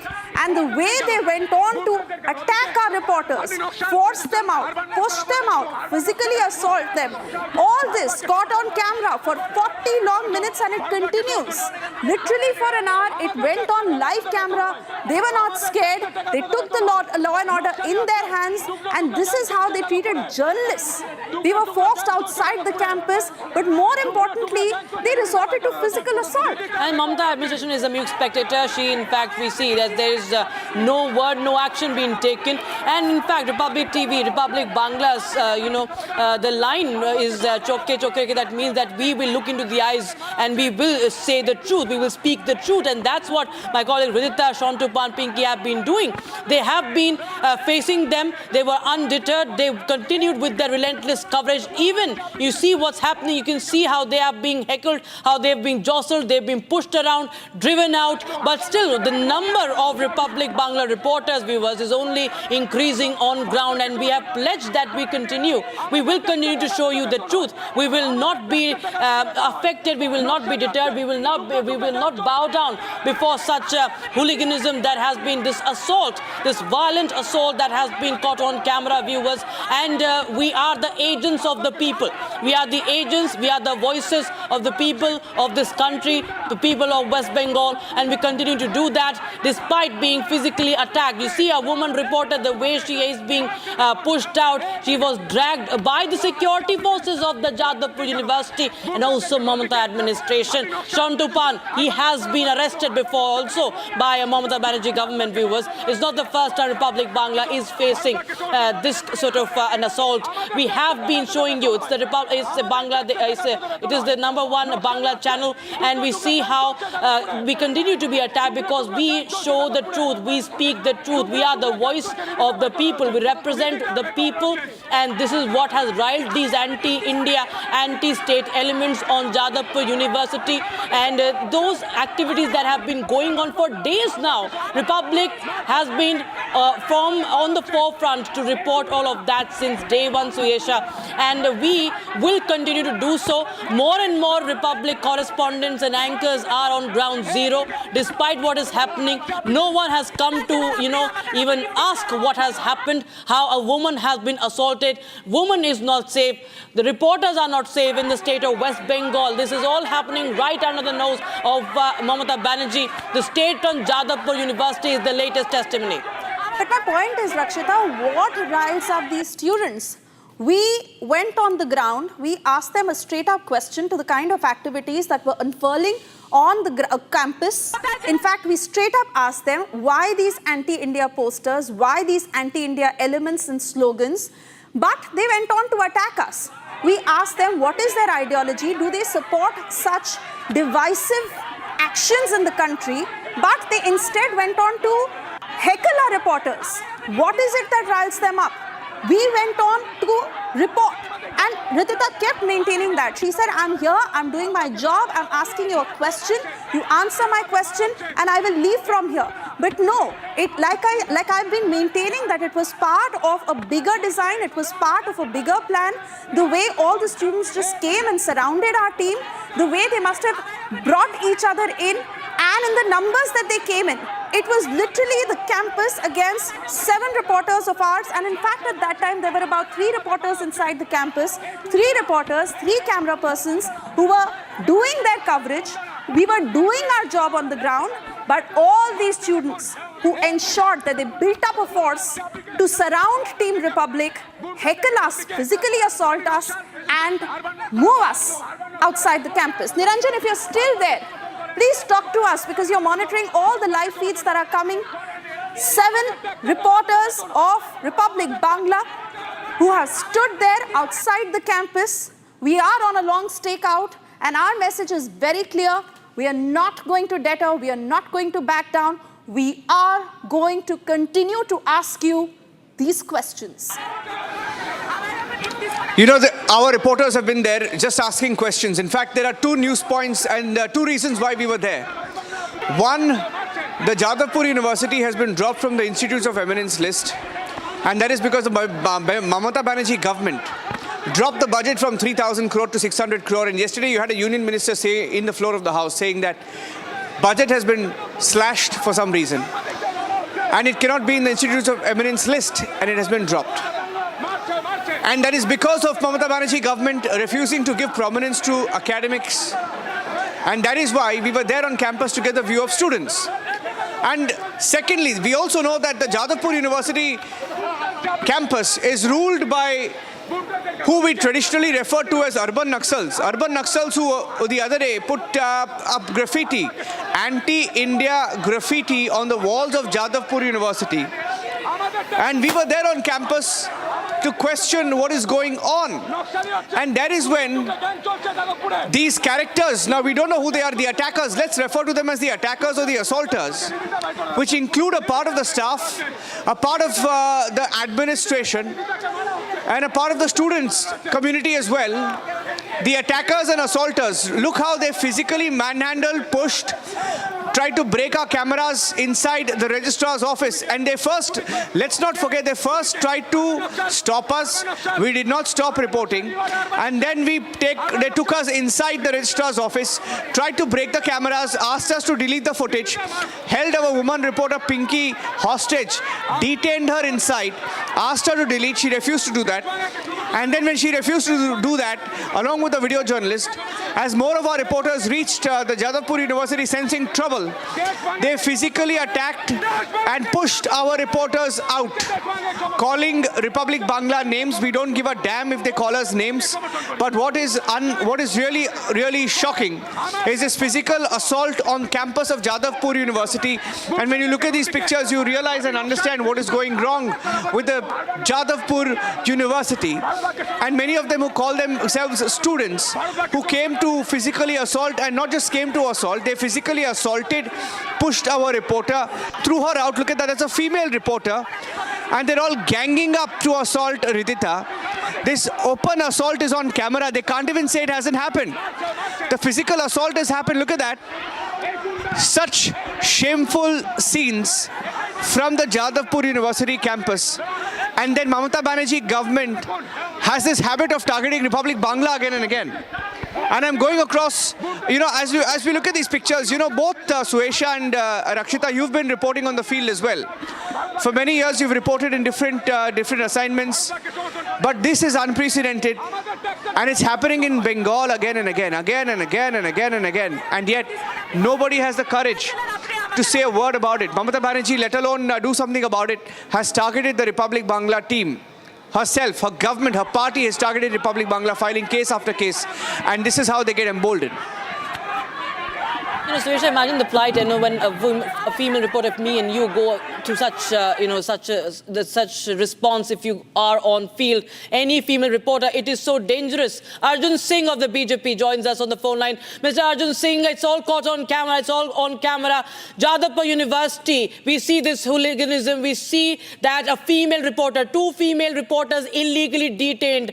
And we will connect with Arjun Singh again. But Suesha, as we were talking to you, and we have lined up more reactions as we will get our viewers. But this is anarchy at a full display. This anarchy is on display. Mamata Banerjee, not the first time, targeting Republic Bangla for showing the truth. And we see how would anyone watching this in the state of West Bengal feel, being a woman, being part of media, or being a citizen. That how they compromise on security. And we were only exposing how there are elements who she has sheltered in such universities who have gained prominence, and they are being given so much of, promotion in the universities. Those are anti-India elements. They in turn can also go into, compromise national security. Suesha. Oh yes, absolutely. Unprecedented is the least to say, because this kind of scenes that are caught on camera, and Rakshita, even imagine what must have transpired on the ground, because it began with Ridhita questioning one student. She had her mic, she was questioning him. It soon turned into a more heated argument where he tried to overpower her. And I'm sure with the way the scenes unfolded, more calls must have happened between these students. One must have called the other and so on. And in no time, literally no time, Rakshita, because it was all on camera. Minute to minute, everything went live on Republic TV and in fact Republic Media Network. In no time, we saw a large number of students gherao our reporters, gherao Ridhita, gherao Shantupan, women students, And I'm not sure if we can call them students anymore, but these are women who resorted to Gundaism, students on the campus who were literally heckling Ridhita. We have to slip into a short commercial break right now, but we continue to get more voices on what has transpired in the last 1 hour.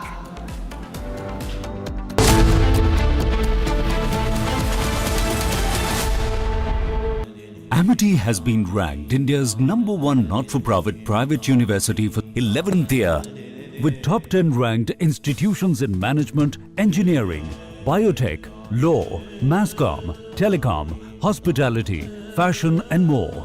Yet another top ranking for Amity University. In a brazen display of political opportunism, the All India Muslim Personal Law Board and the Congress Party, the pro-Muslim Congress Party, have openly called for people to take to the streets against the Waqf Amendment Bill. So the pro-Muslim Congress Party and the All India Muslim Personal Law Board are deliberately fanning tensions instead of engaging in a democratic debate. The reality on the Waqf is far from their manufactured outrage. The Waqf bill is about transparency. It is about accountability. It is meant to ensure that Waqf properties spanning over 6 lakh acres across India are not misused or monopolized by opaque institutions. And yet, the All India Muslim Personal Law Board and the pro-Muslim Congress has gone as far as threatening a Shaheen Bagh-style agitation with spokesperson Syed Qasim Rasool.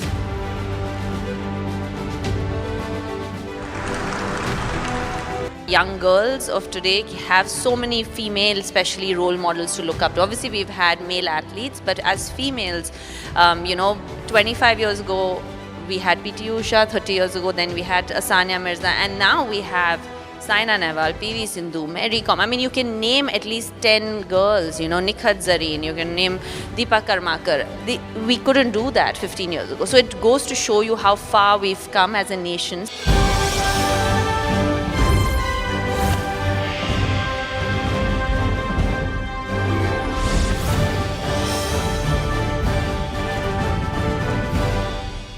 In a brazen display of political opportunism, the All India Muslim Personal Law Board and the Congress Party, the pro-Muslim Congress Party, have openly called for people to take to the streets against the Waqf Amendment Bill. So the pro-Muslim Congress Party and the All India Muslim Personal Law Board are deliberately fanning tensions instead of engaging in a democratic debate. The reality on the Waqf is far from their manufactured outrage. The Waqf bill is about transparency. It is about accountability. It is meant to ensure that Waqf properties spanning over 6 lakh acres across India are not misused or monopolized by opaque institutions.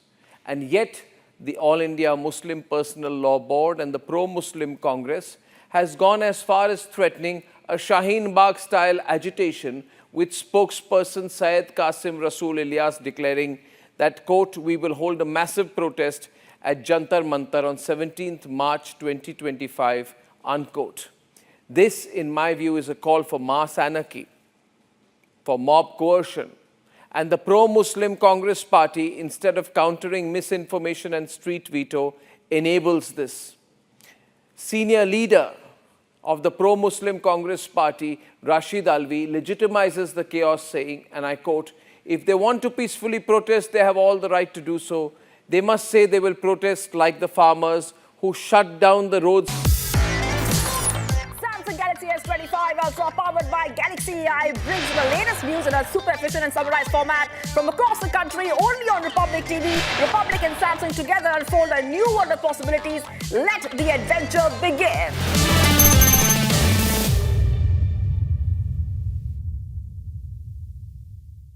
In a brazen display of political opportunism, the All India Muslim Personal Law Board and the Congress Party, the pro-Muslim Congress Party, have openly called for people to take to the streets against the Waqf Amendment Bill. So the pro-Muslim Congress Party and the All India Muslim Personal Law Board are deliberately fanning tensions instead of engaging in a democratic debate. The reality on the Waqf is far from their manufactured outrage. The Waqf bill is about transparency. It is about accountability. It is meant to ensure that Waqf properties spanning over 6 lakh acres across India are not misused or monopolized by opaque institutions. And yet, the All India Muslim Personal Law Board and the Pro-Muslim Congress has gone as far as threatening a Shaheen Bagh-style agitation, with spokesperson Syed Qasim Rasool Ilyas declaring that, quote, "We will hold a massive protest at Jantar Mantar on 17th March 2025, unquote. This, in my view, is a call for mass anarchy, for mob coercion. And the pro-Muslim Congress party, instead of countering misinformation and street veto, enables this.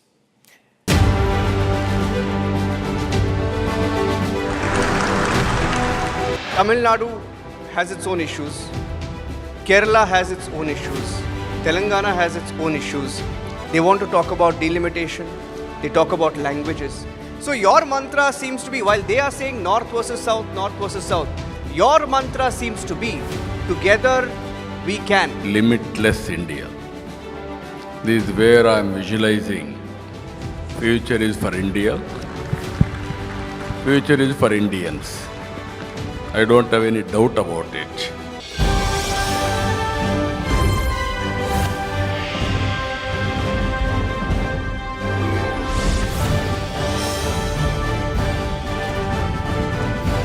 In a brazen display of political opportunism, the All India Muslim Personal Law Board and the Congress Party, the pro-Muslim Congress Party, have openly called for people to take to the streets against the Waqf Amendment Bill.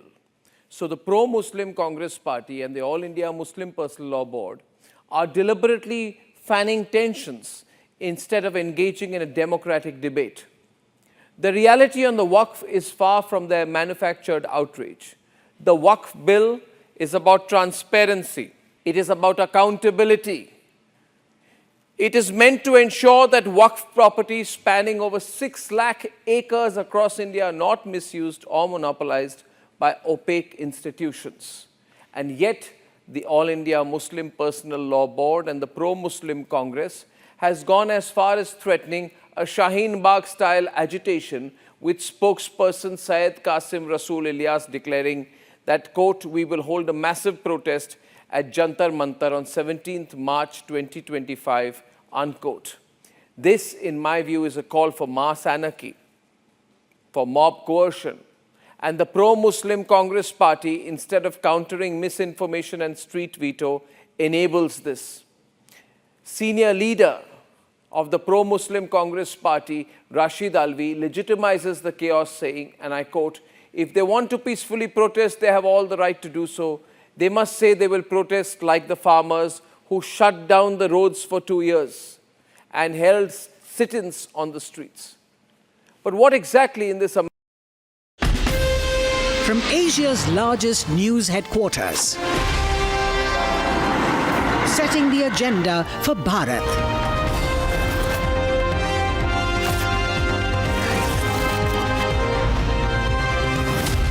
You're watching Republic.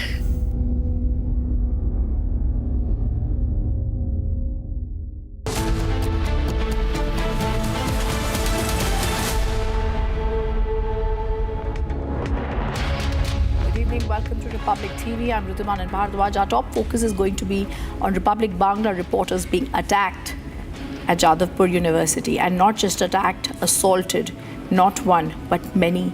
And today is a day when the freedom of press is being trampled in the state of West Bengal. The questions that have to be answered here are not only by the university but also by the state as to what action is going to be taken against the university and what the anti-Indians and anti-nationals are really going to be doing to give us hope that our reporters are going to be given the kind of freedom they deserve.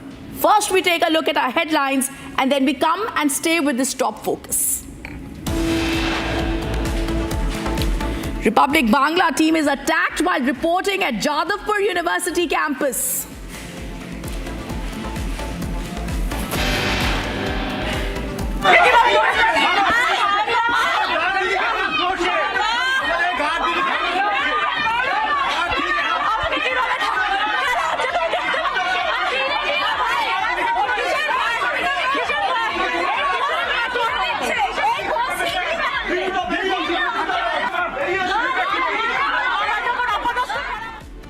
Republic Bangla reporter Ridhita is pushed, physically assaulted. The students and faculty inside the campus of Jadavpur University attack her.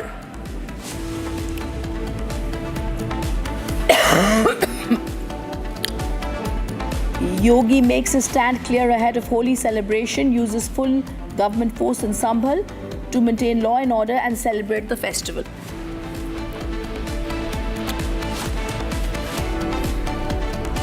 The question is that who is she to dictate how far or how late the Hindus will play Holi, up to 10 or 11 or 12. Who are you?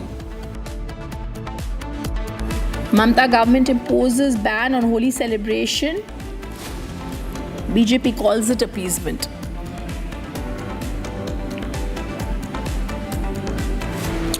And Stalin government takes language debate to a new low as Tamil Nadu government drops traditional symbol of the Indian rupee.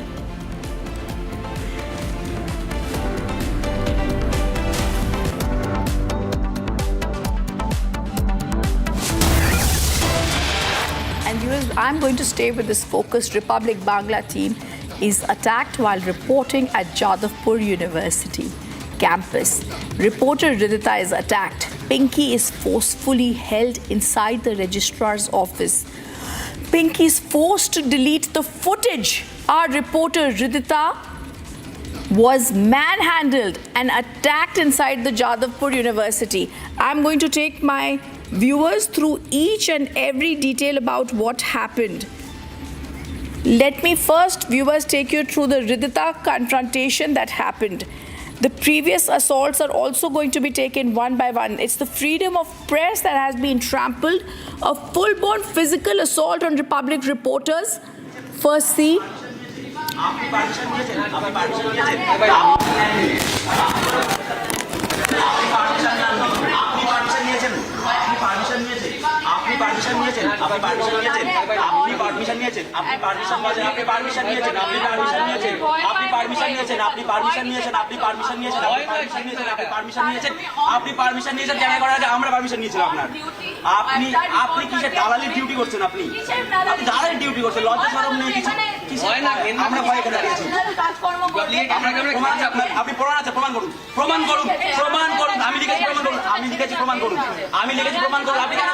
আপনি কেন বললেন আমি লিখেছি আপনি কেন বলেছেন আপনি লিখেছি আপনার কোন জার্নালিজম কোথায় পড়েছেন জার্নালিজম কেন পড়েছেন আপনি জার্নালিজম পড়েছেন আদৌ জার্নালিজম পড়েছেন আপনি জার্নালিজম পড়েছেন আপনি আদৌ আপনি জার্নালিজম পড়েছেন আদৌ অসভ্যতামি আপনারা করছেন লাগাতার করছেন জার্নালিজম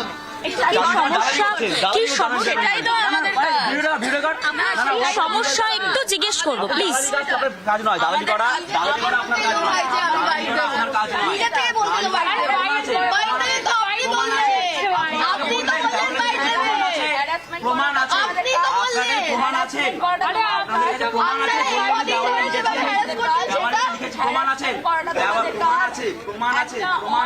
প্রমাণ আছে প্রমাণ আছে আপনি বললেন দেওয়ালটা আমি লিখেছি প্রমাণ আছে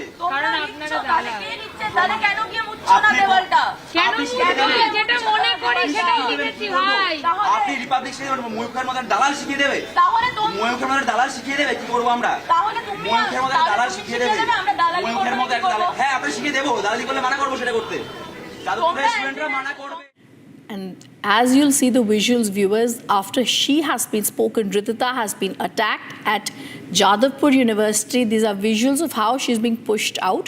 And now you're going to see how Shantupan, our reporter, is being pushed out. Shantupan has been heckled. Ridhita has been attacked. No leftist, no intellectualism, just pure hooliganism. As you can see, Ridhita is reporting inside the campus. She's been attacked. Republic journalists, however, would not budge. They were encircled, they were attacked as usual. Republic was physically assaulted, and I'm showing you pictures right now of Ridhita being attacked at the Jadavpur University. Republic Bangla crew has been ambushed. It was goon-like behavior that we saw. Ridhita trying to report right there, being attacked. Again, we are showing you visuals of how whenever she's trying to speak, she's being heckled, she's being attacked.